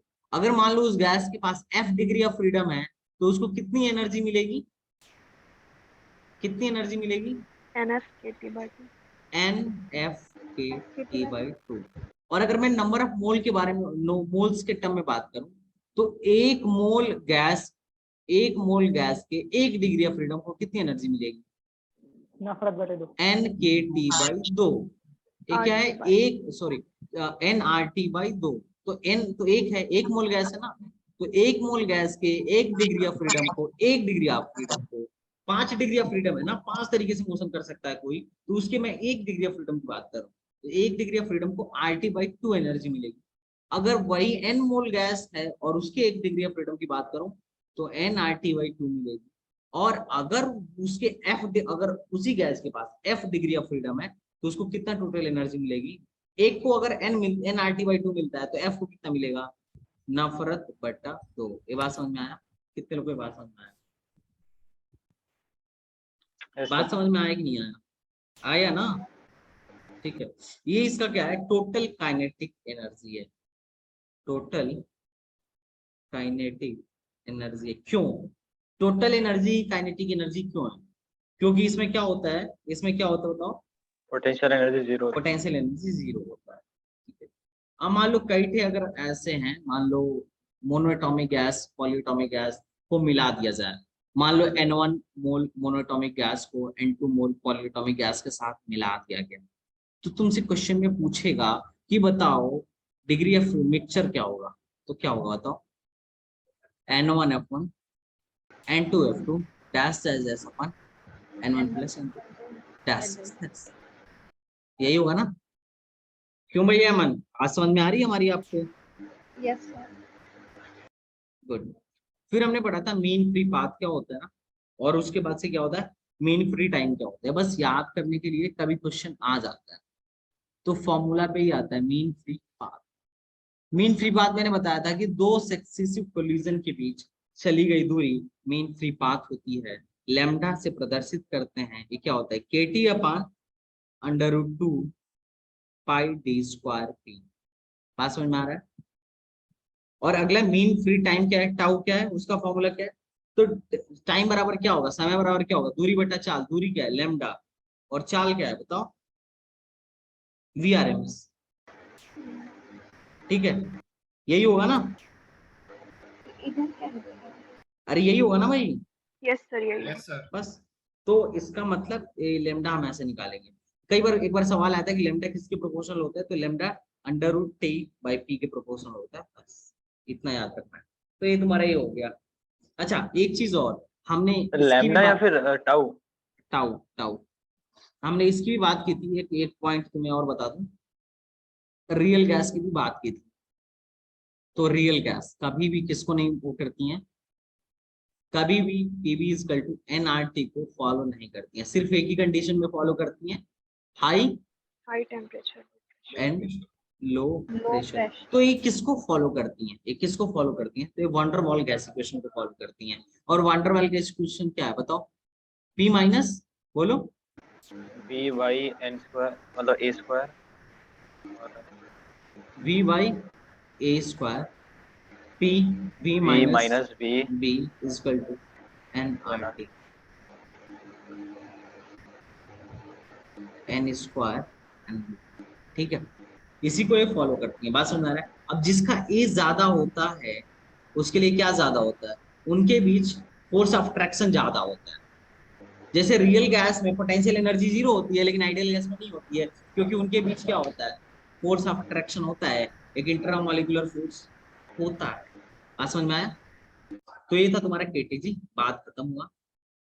आगे अब स्टार्ट करें ना कहानी, अरे बोलो। Yes sir. हो। चलो कहानी स्टार्ट किया जाए।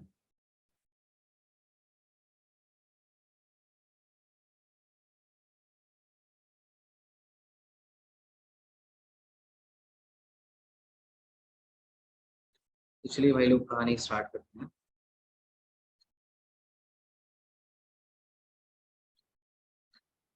So hello guys, welcome back to my YouTube channel Set Time Powerful. And simply this is mind today we are going to discuss chapter wise, मतलब AMU ट्रिपल के 10 साल में जो KTG और थर्मोडायनामिक्स के क्वेश्चन आए हुए हैं। So I think my screen is visible to all of you. तो चलो भाई शुरू करें। बाकी आप लोग क्या कर सकते हैं कि ऐप को डाउनलोड करके वीडियो लेक्चर्स मेरे देख सकते हैं। टेस्ट सीरीज अब खत्म होने वाली है, आप चाहें तो ज्वाइन कर सकते हैं। बाकी मुझे इंस्टाग्राम को फॉलो करना मत भूलिए, सेट टाइम पावरफुल। तो चलिए भाई, पहला सवाल महालुल्य सवाल है। द नंबर ऑफ मतलब द नंबर ऑफ मोल पूछा जा रहा है, नंबर ऑफ मोल पूछा जा रहा है। और कितना दिया गया है? 1 kg वाटर दिया गया है। 1 kg वाटर, तो वाटर क्या होता है? H2O होता है। और वाटर क्या होता है? H2O होता है। सारे लोग सॉल्व करें, मैं भी सॉल्व कर रहा हूँ। हमें पता है कहाँ से कहाँ जाना। ठीक है, वेट।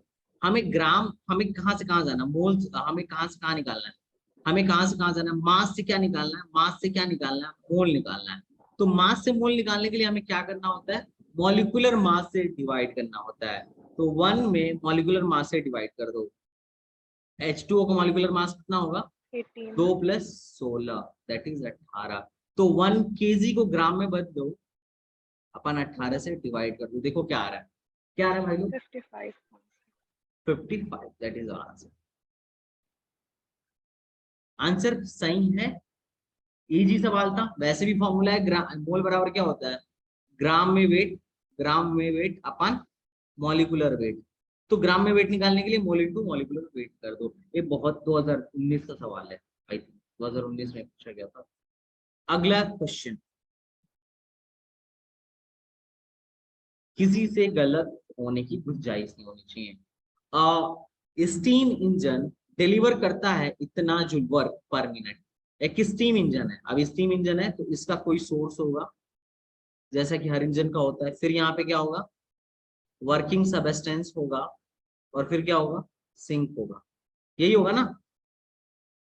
Yes sir. अब क्या होता है कि सोर्स से Q1 एनर्जी वर्किंग सबस्टेंस को मिलती है, और वर्किंग सबस्टेंस W काम करता है, और बाकी की जो एनर्जी लेफ्ट हो जाती है उसको क्या करता है? भेज देता है सिंक। तो यहां से अगर मुझे निकालना हो इफिशियंसी निकालना हो, तो इफिशियंसी की फॉर्मूले को क्या लिखता हूँ? कितना काम किया। इफिशियंसी बराबर क्या होता है? हमेशा आउटपुट अपॉन इनपुट। तुम लोग भी करो, कितना काम किया? W काम किया, और कितना इनपुट मिला? सिंक ने जो एनर्जी दी। तो देखो इंजन को कितना एनर्जी डिलीवर होता है? हाँ वो नहीं, इंजन इतना काम करता है, इतना काम डिलीवर करता है, और कितना एनर्जी मिलता है? 3.6। तो ईटा बराबर मैं लिखूंगा 5.4 मल्टीप्लाई बाई 10⁸ अपॉन में इसको 3.6 इंटू 10⁹ का काम किया गया। सॉल्व करके जल्दी से बताओ कितना परसेंट आ रहा है? 15 सर। 15%। कितना आ रहा है? 15। अब बताओ, ऐसे सवाल अगर तुम्हारे एग्जाम में आए में, तो क्या तुम छोड़ के आओगे? कभी नहीं। बिल्कुल बिल्कुल, बहुत अच्छे। अगला बोल रहे two monatomic gases are kept in container at room temperature. ठीक है, देयर मास नंबर आर इतना है, calculate the percentage difference in their RMS speed. इन दोनों के, जैसे पहले का मास जो दे दिया है, मास दे दिया है M1 का मास 36 है, और M2 का मास कितना है बेटा? 25। अच्छा मैं पतला लिख रहा हूँ क्या, और मोटा कर दूं? ये ठीक दिख रहा है? सही है। ठीक है, तो परसेंटेज डिफरेंस इन आरएमएस निकालना है, आरएमएस स्पीड में परसेंटेज डिफरेंस निकालना है। तो चलो पहली बात, परसेंटेज डिफरेंस क्या होगा मैं लिख देता हूँ। मान लो परसेंटेज डिफरेंस निकालना है, तो मैं क्या लिखूंगा?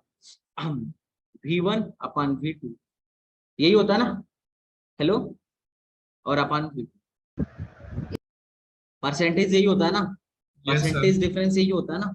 और क्या होता है? देखो परसेंटेज डिफरेंस मतलब पॉजिटिव है, इसका मतलब हमें क्या करना होगा? किसके रिस्पेक्ट में निकालना होगा? छोटे वाले के रिस्पेक्ट में बड़े का निकालना होगा।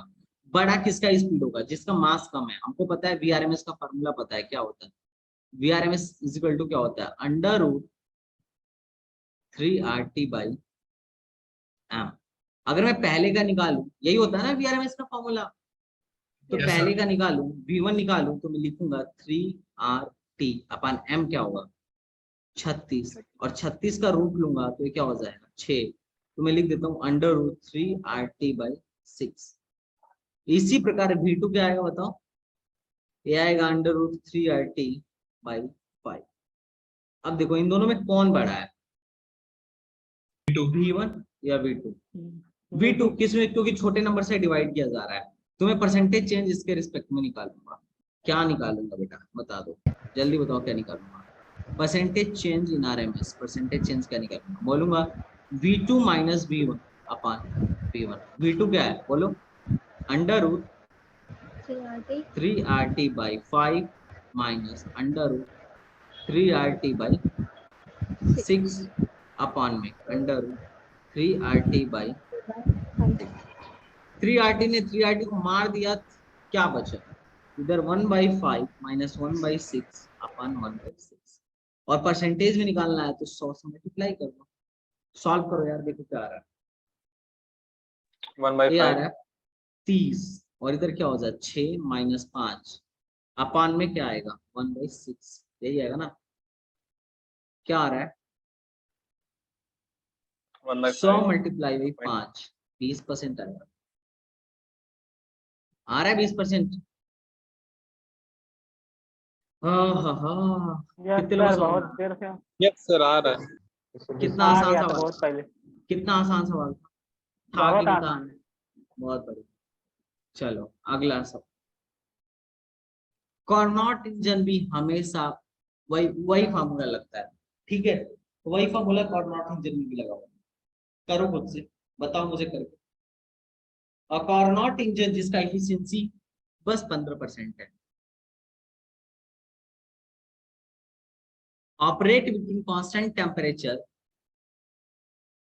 ठीक है, constant between constant temperature, reserve different in temperature 55 degree Celsius. तो बोल रहा है कि एक टेम्परेचर 55 डिग्री सेल्सियस है, ठीक है, दूसरा वाला कितना होगा, सेकंड टेम्परेचर कितना होगा, तुम्हें फाइंड करना है। पहली बात 55 डिग्री सेल्सियस को केल्विन में बदलो, 55 डिग्री सेल्सियस को केल्विन, सर ये डिफरेंस है ना सर, T1 माइनस हाँ। T2 ये ऑलरेडी दिया हुआ है, तो वो बदले ना बदले क्या फर्क पड़ता है।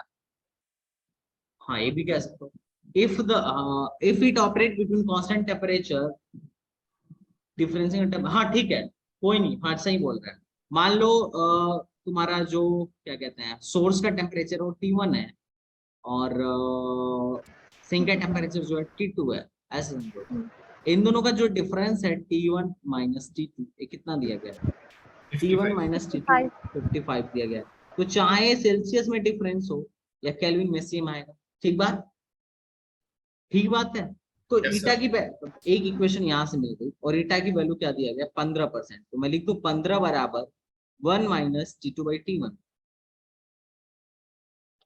तो यहां से मैं लिख सकता हूँ ना T2/T1 बराबर 14, T2 की जगह पे क्या लिखूंगा 14T1। ठीक बात, T2 की वैल्यू आउटपुट करो, देखो क्या आ रहा है यार, T1 minus 14 T1 equal to 55। कुछ एक्स्ट्रा आ रहा है क्या, या कुछ गड़बड़ आ रहा है, करो भाई जल्दी करो। 15/100 होगा ना, 15/100 क्यों, परसेंटेज था सर वो। अरे मैं परसेंटेज तो हटा दिया ना, 15 लिख दिया बस, सॉरी हाँ हमने परसेंट, केल्विन में नहीं करा। सॉरी 15/100 होगा, सॉरी माय मिस्टेक। ओके ये हो गया ना 15/100, अब तो ठीक है। वैसे भी इफिशिएंसी एक से ज्यादा हो नहीं सकती, इतना तो दिमाग लगा ही सकते थे, है ना। एफिशिएंसी क्या हो रही है 0.15 जो होगा 1 माइनस T2/T1 के बराबर होगा। बढ़िया बात, अरे अब तो ठीक है। 367 T2/T1 is equal to 1 minus 0.15, तो T1 की वैल्यू क्या होगी, एक में से इतना घटाओ कितना आएगा 0.85 आएगा I think. Yes sir. T2 की वैल्यू T1 में आ गई, ये वैल्यू यहाँ लाके पुट करो भाई, क्या आ रहा है ये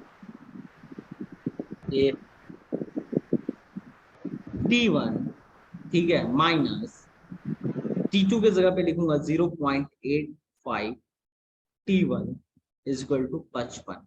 यहाँ से क्या आएगा, वही आ जाएगा I think 0.15 T1 is equal to 55, यही आ रहा है ना।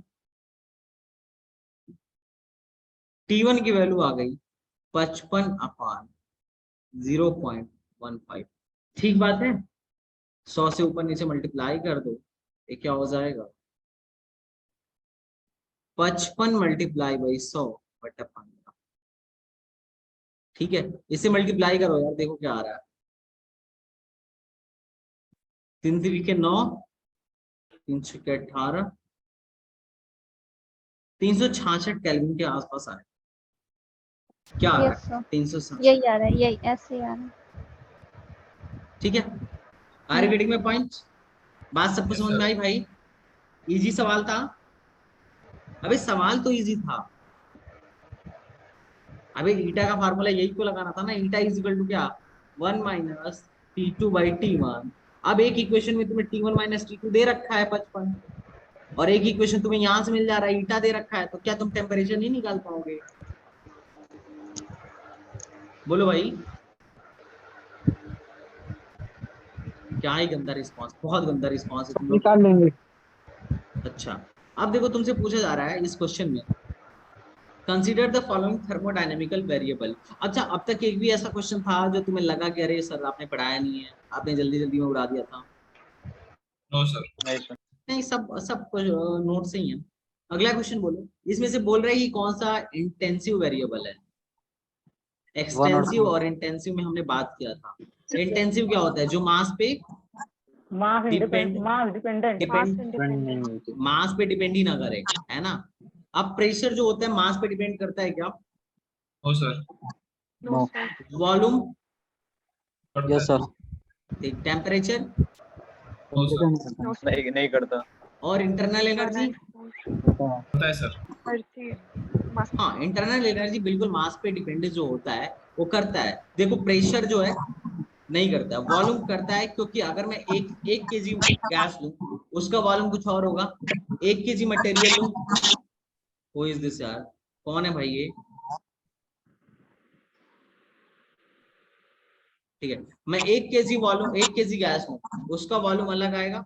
ठीक है, 1 केजी वाटर लूं उसका वॉल्यूम अलग आएगा, और आधा केजी लूं उसका और 1 ग्राम लूं उसका अलग आएगा, लेकिन टेम्परेचर सेम ही आएगा। मैं एक किलो खौलता दूध लूं उसका टेम्परेचर भी सेम होगा, और 1 चम्मच खौलता दूध लूं उसका टेम्परेचर भी सेम होगा। इसका मतलब ये क्वांटिटी पे मास पे डिपेंड नहीं कर रहा है, लेकिन मोल मास पे डिपेंड करता है। इसलिए इंटरनल एनर्जी जो है होता है NCV delta T. Internal energy NCV delta T होता है। चूंकि मोल मास पे डिपेंड करता है इसलिए इंटरनल एनर्जी भी मास पे डिपेंड करता है। तो ऑप्शन कौन सा होगा, 1 और 4 इज करेक्ट।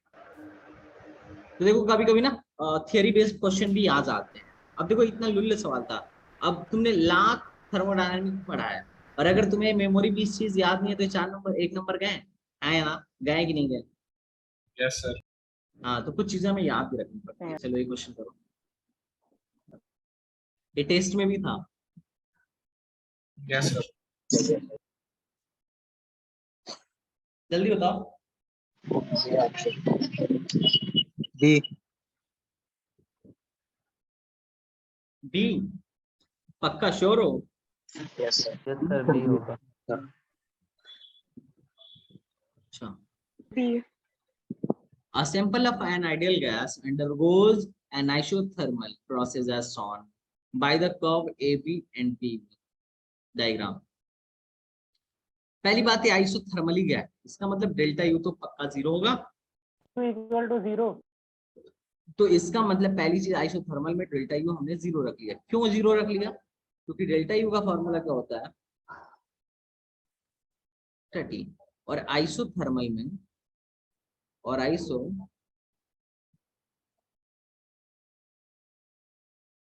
बात सही है, बात सही है कि नहीं है मेरे भाई? ठीक। अब चूंकि वॉल्यूम बढ़ रहा है कि वॉल्यूम बढ़ रहा है कि घट रहा है, पीवी डायग्राम देख के बताओ। ए पे वॉल्यूम कहाँ बढ़ था, रहा है। यहाँ था, और बी पे वॉल्यूम कहाँ है, यहाँ है।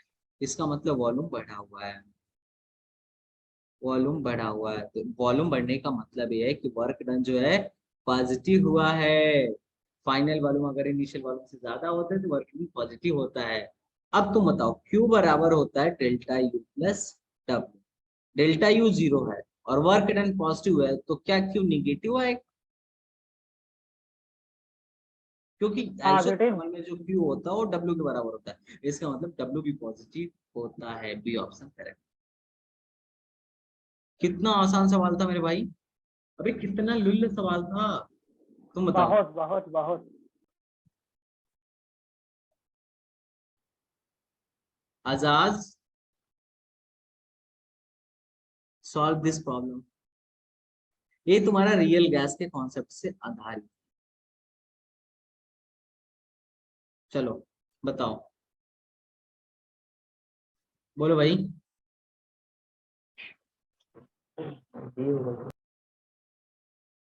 देखो आइडियल गैस या किसी भी मतलब अलग अलग गैस का अलग अलग, ध्यान सुनना, अलग अलग होगा गैस का ध्यान, रुक जाओ 1 मिनट का वक्त। अलग अलग मतलब अलग अलग मतलब किसी एक गैस का अलग अलग टेम्परेचर पर कर्व बनाया गया है, और किसके उस पे कर्व बनाया गया है, PV is equal to NRT. देखो PV upon NRT, PV upon NRT versus P का कर्व बनाया गया है। अब पहली बात तुम ध्यान से सुनना, पीवी इज इक्वल टू क्या होता है, एनआरटी होता है। अगर मैं इससे डिवाइड करूं तो पीवी अपान एनआरटी की वैल्यू क्या आएगा, 1 आएगा। तो इसका मतलब साफ है कि 1 और पी का कर्व बनाया गया। बात समझ में आ रहा है? अरे 1 और पी के बीच में कर्व बनाया गया ना, तो इसका मतलब एक क्या होना चाहिए, अगर गैस आइडियल गैस है तो PV equal to NRT follow करेगी, और इक्वेशन कैसा होना चाहिए, स्ट्रेट लाइन होना चाहिए। तुम ये बताओ, किसी भी कांस्टेंट चीज का किसी के साथ ग्राफ बनाओगे तो कांस्टेंट ही ग्राफ आएगा ना। Yes sir. Yes sir. हाँ यार, यही बात। लेकिन इसका पहला ग्राफ तो कांस्टेंट है, इसका मतलब है पहला ग्राफ किसका है, आइडियल गैस का। Ideal gas. ठीक, लेकिन बाकी ये ग्राफ कांस्टेंट नहीं, इसका मतलब ये आइडियल नहीं है, रियल है। अब तुम बताओ सबसे ज्यादा आइडियल गैस के सबसे करीब कौन है, T2। दूसरा, सेकंड। उसके बाद करीब कौन है, तीसरा, सबसे दूर कौन है, चौथा। अब देखो अगर कोई गैस आइडियल गैस के करीब है, इसका मतलब उसका टेम्परेचर क्या होता है, हाई होता है और प्रेशर होता है। क्या बात कहते हो, क्या बात कहते हो, हाँ है ना, पढ़ा है यस कि नहीं सर। पढ़ा है? तो इसका मतलब T2 का टेम्परेचर जो होगा T3 से ज्यादा होगा फिर कितने लोगों को समझ में आता है? Yes sir. Are reading my point? Yes sir. Yes sir. ठीक है, तो देख लेना, वो बोल रहा है कि गैस एक आइडियल गैस को बिहेव करता है, बिल्कुल ठीक है। Curve also represent ideal gas behaviour, बिल्कुल नहीं। कर्व 2 3 दिन represent behaviour of ideal gas at referent temperature, ये नहीं। क्या आंसर होगा, देख लेना कौन कौन सा आंसर करेक्ट है। ठीक है, तो आई थिंक तुम कॉन्सेप्ट समझ गए, कॉन्सेप्ट समझ गया ना, यस मामला सर। क्या है। गुड।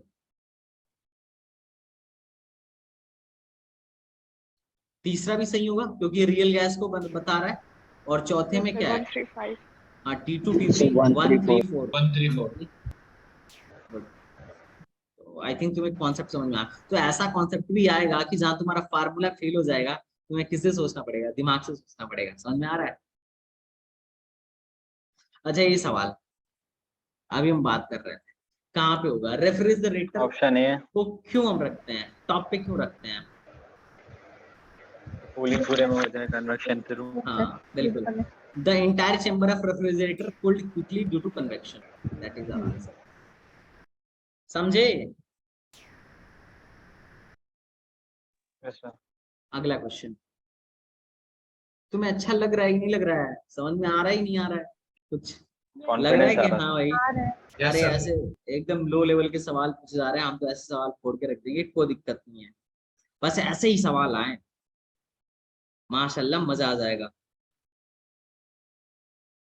अभी देखो इरशाद मैसेज कर रहा है, सर फिजिक्स का वीडियो आज की क्लास का डालिए। वाह भाई, क्लास चल रहा है, क्लास तो कर नहीं रहे हैं भाई साहब, और उनको चाहिए कुछ और ही, क्या ही है यार। था सर अभी क्लास में वो। हाँ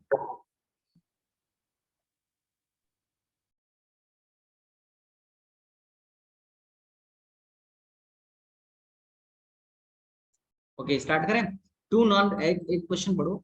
टू नॉन रिएक्टिव मॉलिक्यूल जिनका एटॉमिक मास का रेशियो इतना है, the ratio of their partial pressure when enclosed in a vessel kept at a constant temperature। उनके पार्शियल प्रेशर का रेशियो चाहिए, ठीक है, सॉरी उनके पार्शियल प्रेशर का रेशियो दिया गया है। Non reactive molecular guys have atomic mass is the ratio. देखो क्या है ना कि एटॉमिक मास का रेशियो दिया गया है, एटॉमिक मास का रेशियो दिया गया है, m1/m2 दिया गया है। कितना दिया गया है बेटा? 2/3। और पार्शियल प्रेशर का भी रेशियो दिया गया है। क्या दिया गया है? P1/P2 भी दिया गया है। क्या? 4/3। और एक बात और बोला गया है कि टेम्परेचर क्या है? कांस्टेंट है। तो रेशियो का डेंसिटी का रेशियो पूछा जा रहा है। तो डेंसिटी का रेशियो कैसे? तो Pm इज इक्वल टू क्या लगाएंगे फॉर्मूला? रो RT। तो मैं फॉर्मूला लिख दूं, देखो P1 m1 upon P2 m2 is equal to rho 1 RT तो कट जाएगा क्योंकि दोनों में सेम रहेगा, टेम्परेचर कांस्टेंट। क्या कहते हो? बोलो मेरे भाई। Yes okay well done. कर लो यार। Rho 1 upon rho 2 is equal to क्या हो जाएगा? P1/P2 4/3 है और m1/m2 2/3 है। 8/9 आंसर। क्यों भैया? आ गया। बड़ा टफ सवाल था यार, बड़ा टफ सवाल था। है तोते उड़ गए आप लोगों के, है कि नहीं भाई? ऐसे सवाल आने चाहिए ना इंटरव्यू में जरूर। यस सर, भाई। ऐसे आएंगे तो सब नहीं कर लेंगे, मजा आ जाएगा। ऐसे आएंगे तो फिर कटऑफ ही बढ़ जाएगी। चलो अगला क्वेश्चन करते हैं। सर इस बार क्वेश्चन टफ ना आ जाए बस ज्यादा। मॉडरेट आएगा, टेंशन। सर मैं देख रहा था, मतलब इन लोगों ने मतलब इवन ईयर में टफ क्वेश्चन पूछे हैं और ओड ईयर में इन लोगों ने आसान क्वेश्चन पूछे हैं। जरूरी नहीं। अच्छा एक चीज और यार, ये तुम लोग सब ना नहीं सब है। लोग भाई साहब, मैं अभी गूगल फॉर्म देता हूँ, सब लोग ना एडमिट कार्ड और अपने रजिस्ट्रेशन कार्ड को मतलब वहां पे डाल देना, ठीक है? आज ही डाल देना, नहीं फिल कर देना, ठीक है? सर क्योंकि बाद में क्या रहता है, हम लोग को रिजल्ट, हाँ जब तुम लोग के रिजल्ट्स आते हैं ना भाई, तो जितना तुम लोग को बेचैनी होती है ना, हम लोग को भी बेचैनी होती है कि हम देखे भाई हमारे यहाँ से कितने क्या कर रहे हैं, कितने टॉप पे जा रहे हैं, कितने किस पे जा रहे हैं। तो उस टाइम पे एक को कॉल करके पूछ, पता चलता है कोई कॉल उठाया है, कोई कॉल नहीं उठाया है, समझ रहे हो? तो उससे बढ़िया पहले हम लोग देख लेते हैं भाई क्या रिजल्ट आया, किसका रिजल्ट आया। ठीक है भाई, समझे? और टॉपर वॉपर्स को बैनर पे भी लगाना रहता है, प्राइज वाइज भी डिस्ट्रीब्यूट करना रहता है, वीडियो कॉल भी करनी रहती है, हैं? हमारे पास भी काम रहता है। ओके चलो अगला क्वेश्चन करो। A gas at pressure P0 is contained in a vessel. एक वेसल है, ठीक है, एक वेसल है जिसके P0 प्रेशर जिसके अंदर P0, एक गैस है जिसका pressure P0। If the mass of all molecule have half and there is split double. अब इनमें से हर मॉलिक्यूल का मास जो है आधा कर दिया जाए, हाफ कर दिया जाए, और उसका वेलोसिटी डबल कर दिया जाए। क्या कर दिया जाए? डबल। ठीक है, तो प्रेशर कितना हो जाएगा? प्रेशर कितना हो जाएगा?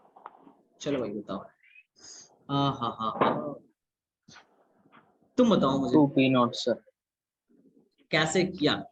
वेलोसिटी डबल करने का मतलब साहब है, देखो वेसल है ना, तो वॉल्यूम फिक्स हो गया, वॉल्यूम फिक्स हो गया। अरे एक मान लो कोई भी बर्तन है, उसका उसमें तुमने गैस छू दिया है, तो अब गैस का वॉल्यूम तो फिक्स हो गया ना, उस बर्तन के बराबर हो गया। अब वो ना तो बढ़ सकता है ना घट सकता है, ठीक? तुमने मास को आधा किया है और टेम्परेचर ज्यादा किया है, तो देखो वेलोसिटी डायरेक्टली प्रोपोर्शनल होता है √T के। अगर तुमने वेलोसिटी दोगुना किया है, वेलोसिटी डायरेक्ट डबल किया है। अगर तुमने वेलोसिटी दुगना किया है, तो टेम्परेचर कितना गुना हुआ होगा? 4 गुना। 4 गुना हुआ होगा, ठीक? मास तुमने क्या कर दिया है? आधा कर दिया है। मास तुमने क्या कर दिया है? आधा कर दिया है। तो भैया पहले फॉर्मूला लगाओ, पीवी इज इक्वल टू,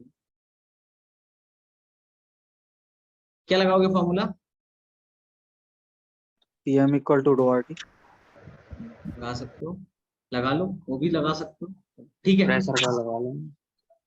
ए लगाया, फॉर्मूला लगाया, PV is equal to NRT. अब तूने मास आधा किया, इसका मतलब मोल भी आधा हो गया। मोल बराबर होता है मास अपन मॉलिक्यूलर मास। ठीक बात? Yes, yes sir. Sir. Yes, ठीक है, sir. तो लिख लेते हैं P1 upon P2 is equal to, क्या लिखूं? मैं पहले मास M1 मान लो अपॉन M2 M1 सर ये डायरेक्ट अपन प्रेशर के फॉर्मूले से हो जाएगा ना। T1 T1 किस अपॉन कौन से T2 फॉर्मूले से, कौन से फॉर्मूले से? P इज इक्वल टू 1/3 और mn upon v c square. तो सर m को दोगुना कर दिया, c मतलब m को हाफ कर दिया, c स्क्वायर को P दोगुना। Is equal to 1/3 rho B square. Yes sir, यही कह रहे हो इससे ना? हो जाएगा। हाँ अब रो को सर mn हाँ अपॉन v। हाँ हाँ, एकदम एकदम, इससे भी कर सकते हो, इससे भी कर सकते हो। तुम रो को तुम इससे भी कर सकते हो, क्योंकि मामला देखो, हाँ ऐसे ऐसे ही कर लो, कोई दिक्कत नहीं। प्रेशर एक्सर्टेड बाय गैस क्या होता है? 1/3 रो वी स्क्वायर। ठीक है, अब तुमने देखो रो बराबर क्या होता है? मास अपॉन वॉल्यूम होता है। ठीक है, वॉल्यूम फिक्स है, वॉल्यूम क्या है? फिक्स है, हाँ या ना? वॉल्यूम तो फिक्स है ना भाई? एम को Yes, रो को yes. तुम एम भी लिख लो, रो को तो हाँ 1/3 एम अपान वी और वी आर एम एस का स्क्वायर कर लो। ठीक, अब तुम लिख लो ना P1 upon P2 equal to क्या हो जाएगा? 1/3 ने 1/3 को काट दिया, m क्या हो जाएगा? इसका मास अगर m है तो इसका मास क्या हो जाएगा? m/2 हो जाएगा। वॉल्यूम ने वॉल्यूम को काट देगा, क्योंकि दोनों केस में वॉल्यूम सेम है। वी आर एम एस दुगना हो गया है, तो मैं इसको क्या लिख देता हूँ 4। शुरू का V R M S v है, तो नीचे वाला क्या हो जाएगा? 2v। 2v का स्क्वायर क्या हो जाएगा? 4v square. v स्क्वायर ने v स्क्वायर को काट दिया, 2 ने 2 को काट दिया, मास ने मास को काट दिया, P2 इक्वल टू हो जाएगा 2P1। आंसर ये ऐसे भी कर सकते हो। समझे क्या बात कह रहे हो? क्या बात कर रहे हो सर? हाँ या ना? नहीं समझ में आया बच्चों को? यस सर, आ गया समझ। गुड, ये वाला करो। एक गैस जो है अंडर कांस्टेंट प्रेशर में है, प्रेशर कांस्टेंट है, तो उसका प्रेशर कितना है? 4.5 into 10 to the power 5 when subjected to 80 kilojoule of heat change its volume इतना से इतना। ठीक है, ध्यान सुनना, इसको कितना एनर्जी हीट दिया जाता है? इतना हीट देते हैं, तो इसका वॉल्यूम यहाँ से यहाँ तक जाता है, तो चेंज इन इंटरनल एनर्जी बताइए।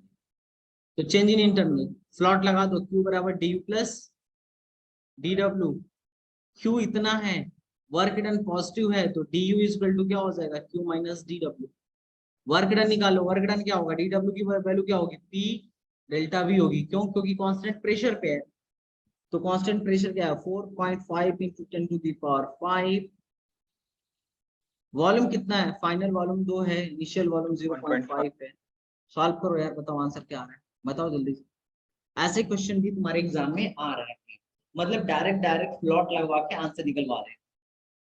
कोई भी अब तक बहुत टफ सवाल नहीं देखने को मिला, जहां तक मैं देख पा रहा हूँ। तुम लोग को क्या लग रहा है, कोई अब तक टफ सवाल दिखा क्या? ए भाई, कोई टफ सवाल दिखा क्या? No, everyone? A है आंसर। बढ़िया, आ गया ये आंसर। आ गया। आपने किलोजूल को तो बदला था ना, 10 to the power 3 से मल्टीप्लाई D आ करके। रहा है सर। अच्छा डी आ रहा है, चलो देख लेते हैं। ये क्या हो जाएगा? 4.5 into 10 to the power 5 multiply by 1.5 6.75। चलो जो भी आंसर आ रहा है इसको कर लेना। ठीक है, कर लेना, इसी फार्मूले में DW की वैल्यू पुट कर दो, और Q की वैल्यू क्या है? 800। किलो की जगह पे 10 to the power 3 करूंगा, तो ये हो जाएगा मेरे लिए 8 into 5। ठीक है, अगला सवाल। हाँ, ये वाला सवाल थोड़ा सा अच्छा कह सकते हैं, क्योंकि इसमें प्रेशर वेरिएबल है। चलो करो। इसमें क्या बोला गया कि क्लोज सिस्टम देखो, एक गैस है जिसका इनिशियल वॉल्यूम जो है V इनिशियल कितना है? 3 मीटर क्यूब। प्रेशर कितना है? इनिशियल प्रेशर कितना है? P इनिशियल कितना है? 10 to the power 5 metre cube, sorry newton पर मीटर स्क्वायर। और फाइनल प्रेशर क्या है? V फाइनल क्या है? 5 मीटर क्यूब। यही है ना? तो बोल रहे वर्क डन बताइए, वर्क डन क्या होता है बच्चा? Integration of P dV। और P का इक्वेशन कितना है? P का इक्वेशन क्या है? A V square. तो मैं लिख दूं यहाँ पे integration of A V square into D V. A constant है, बाहर आ जाएगा, V square into D V.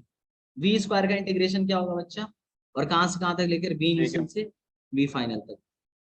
ए हो जाएगा V cube by 3, value put कर दो वी इनिशियल से लेके वी फाइनल तक। बहुत बढ़िया। ए निकालना टास्क, क्योंकि आंसर में कहीं ए नहीं आ रहा है, ए कैसे निकालूंगा, तो मैं बोलूंगा P initial equal to, equation में रखूंगा ए इंटू वी इनिशियल का स्क्वायर। पी इनिशियल की वैल्यू कितना है भाई, 10 टू द पावर 5 बराबर ए इंटू वी इनिशियल क्या है 3 मीटर, तो 9। ए की वैल्यू क्या आ जाएगा 1/9 इंटू 10 टू द पावर 5। ठीक बात, तो मैं लिखूंगा वी फाइनल कितना है, अरे बोलो यार, सब मैं ही बोल रहा हूँ, तुम कुछ क्या बोल रहे हो, 5 का cube PI minus is equals to AVI square, ये सब क्या है, अरे एक इक्वेशन है, एक इक्वेशन है, P अच्छा, इज ठीक है इक्वल ठीक टू है, हाँ ए वो बी गिवन है। स्क्वायर। तो मैं इनिशियल कंडीशन पे Pi is equal to A B I square नहीं लिख सकता हूँ, अबे y is equal to A X square है। मैं x बराबर 0 पर y not is equal to A X not का स्क्वायर नहीं लिख सकता हूँ, है? यस सर, हो गया। तो फिर आ गया answer, this is your answer. ये अच्छा सवाल था, मतलब अच्छा क्या था, लुल्ल था, लेकिन ठीक है। नहीं समझे अभी, समझे कि नहीं समझे? समझा sir. Good, well done.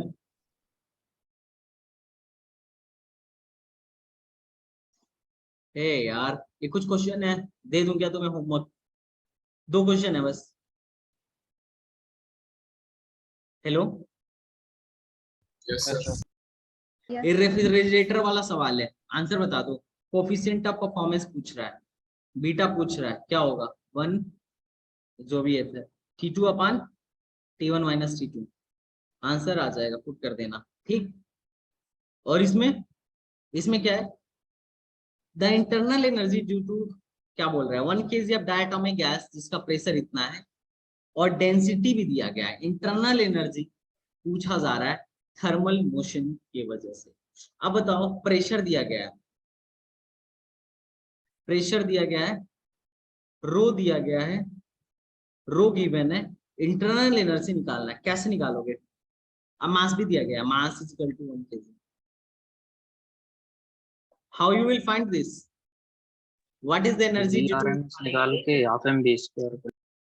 Half mv square, सही बात, ठीक है, हाफ mv स्क्वायर। और कोई बात, और कोई तरीका, एनी मोर? अरे कोई बोलेगा?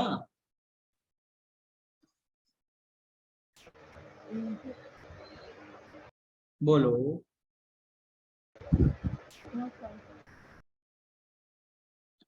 1 kg of gas at constant pressure, ठीक है, हाँ ठीक है, you can do this.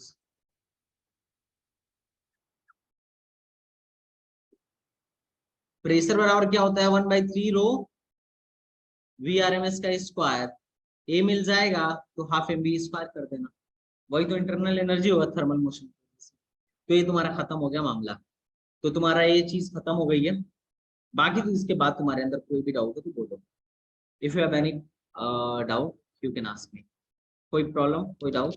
Sir पिछला वाला स्लाइड दिखाइए एक बार।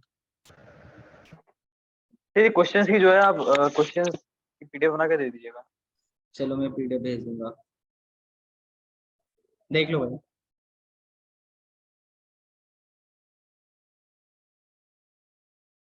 होमवर्क ले लो, मैं इसकी पीडीएफ भेज दूंगा, ठीक है। बाकी और कोई दिक्कत नहीं है ना, तुम्हारी प्रिपरेशन अच्छी चल रही है ना? Yes test, yes sir. ठीक है। तो कल जो टेस्ट है, लास्ट टेस्ट है, सब लोग तहे दिल से देना, मस्ती से देना, अच्छे से देना, ट्राई करना कि तुम्हारे 70 प्लस आए, ठीक है। 70 प्लस आने का मतलब तुम टॉप 100 में आओगे पक्का एमयू के टेस्ट में, ठीक है जोया?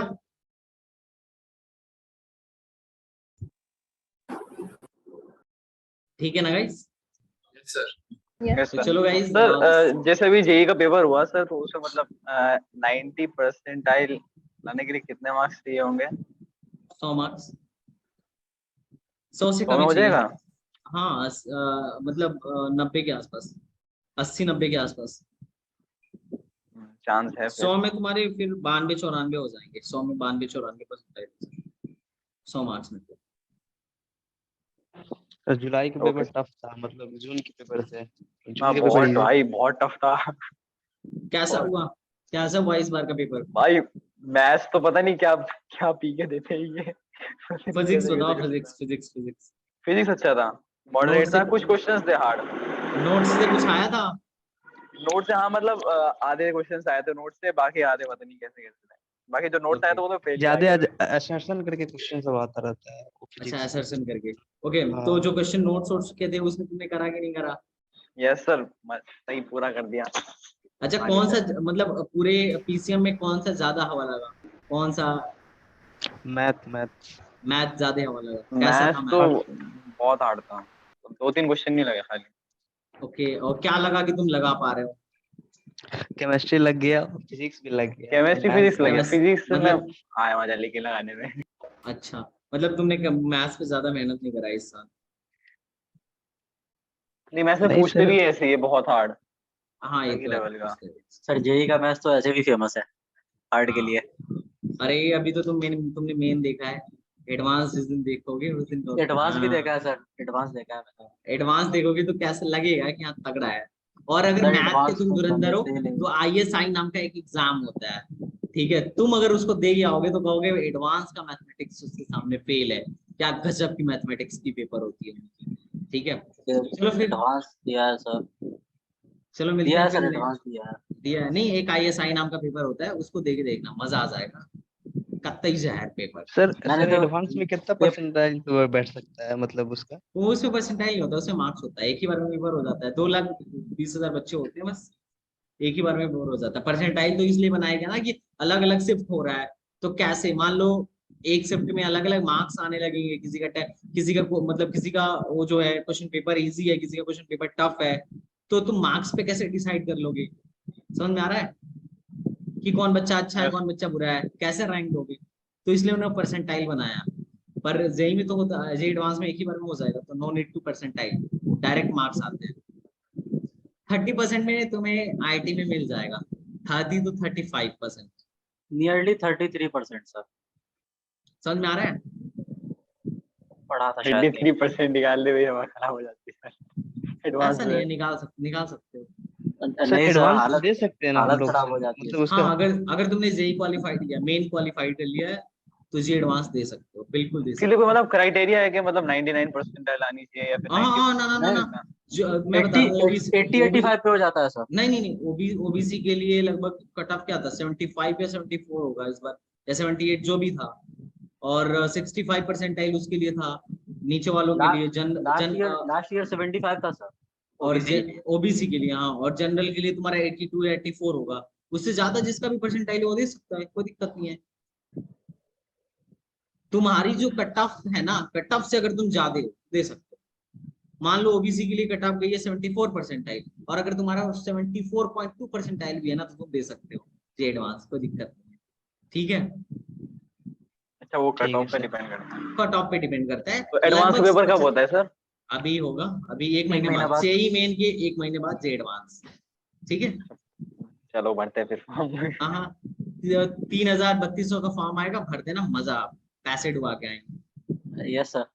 ठीक है, सर मैंने तो मैथ्स का क्वेश्चन देखा ही नहीं था एडवांस में खोल के, मैंने बोला पेपर 1 में ये हाल है, पता नहीं पेपर 2 में क्या होगा। पेपर 2 का नहीं, पेपर 2 का नहीं देखा था, पेपर 1 का देखा था खुद। कोई नहीं, 3 मिनट में केमिस्ट्री की क्लास है। ओके चलो ठीक है, केमिस्ट्री क्लास करो तुम लोग, bye bye, take care, chemistry class है बेस्ट क्या? Of luck. केमिस्ट्री की हाँ क्लास है हाँ है, अभी मैसेज आया। 6 घंटे। संडे भी है 9 PM का। चलो भाई स्टार्ट करो केमिस्ट्री।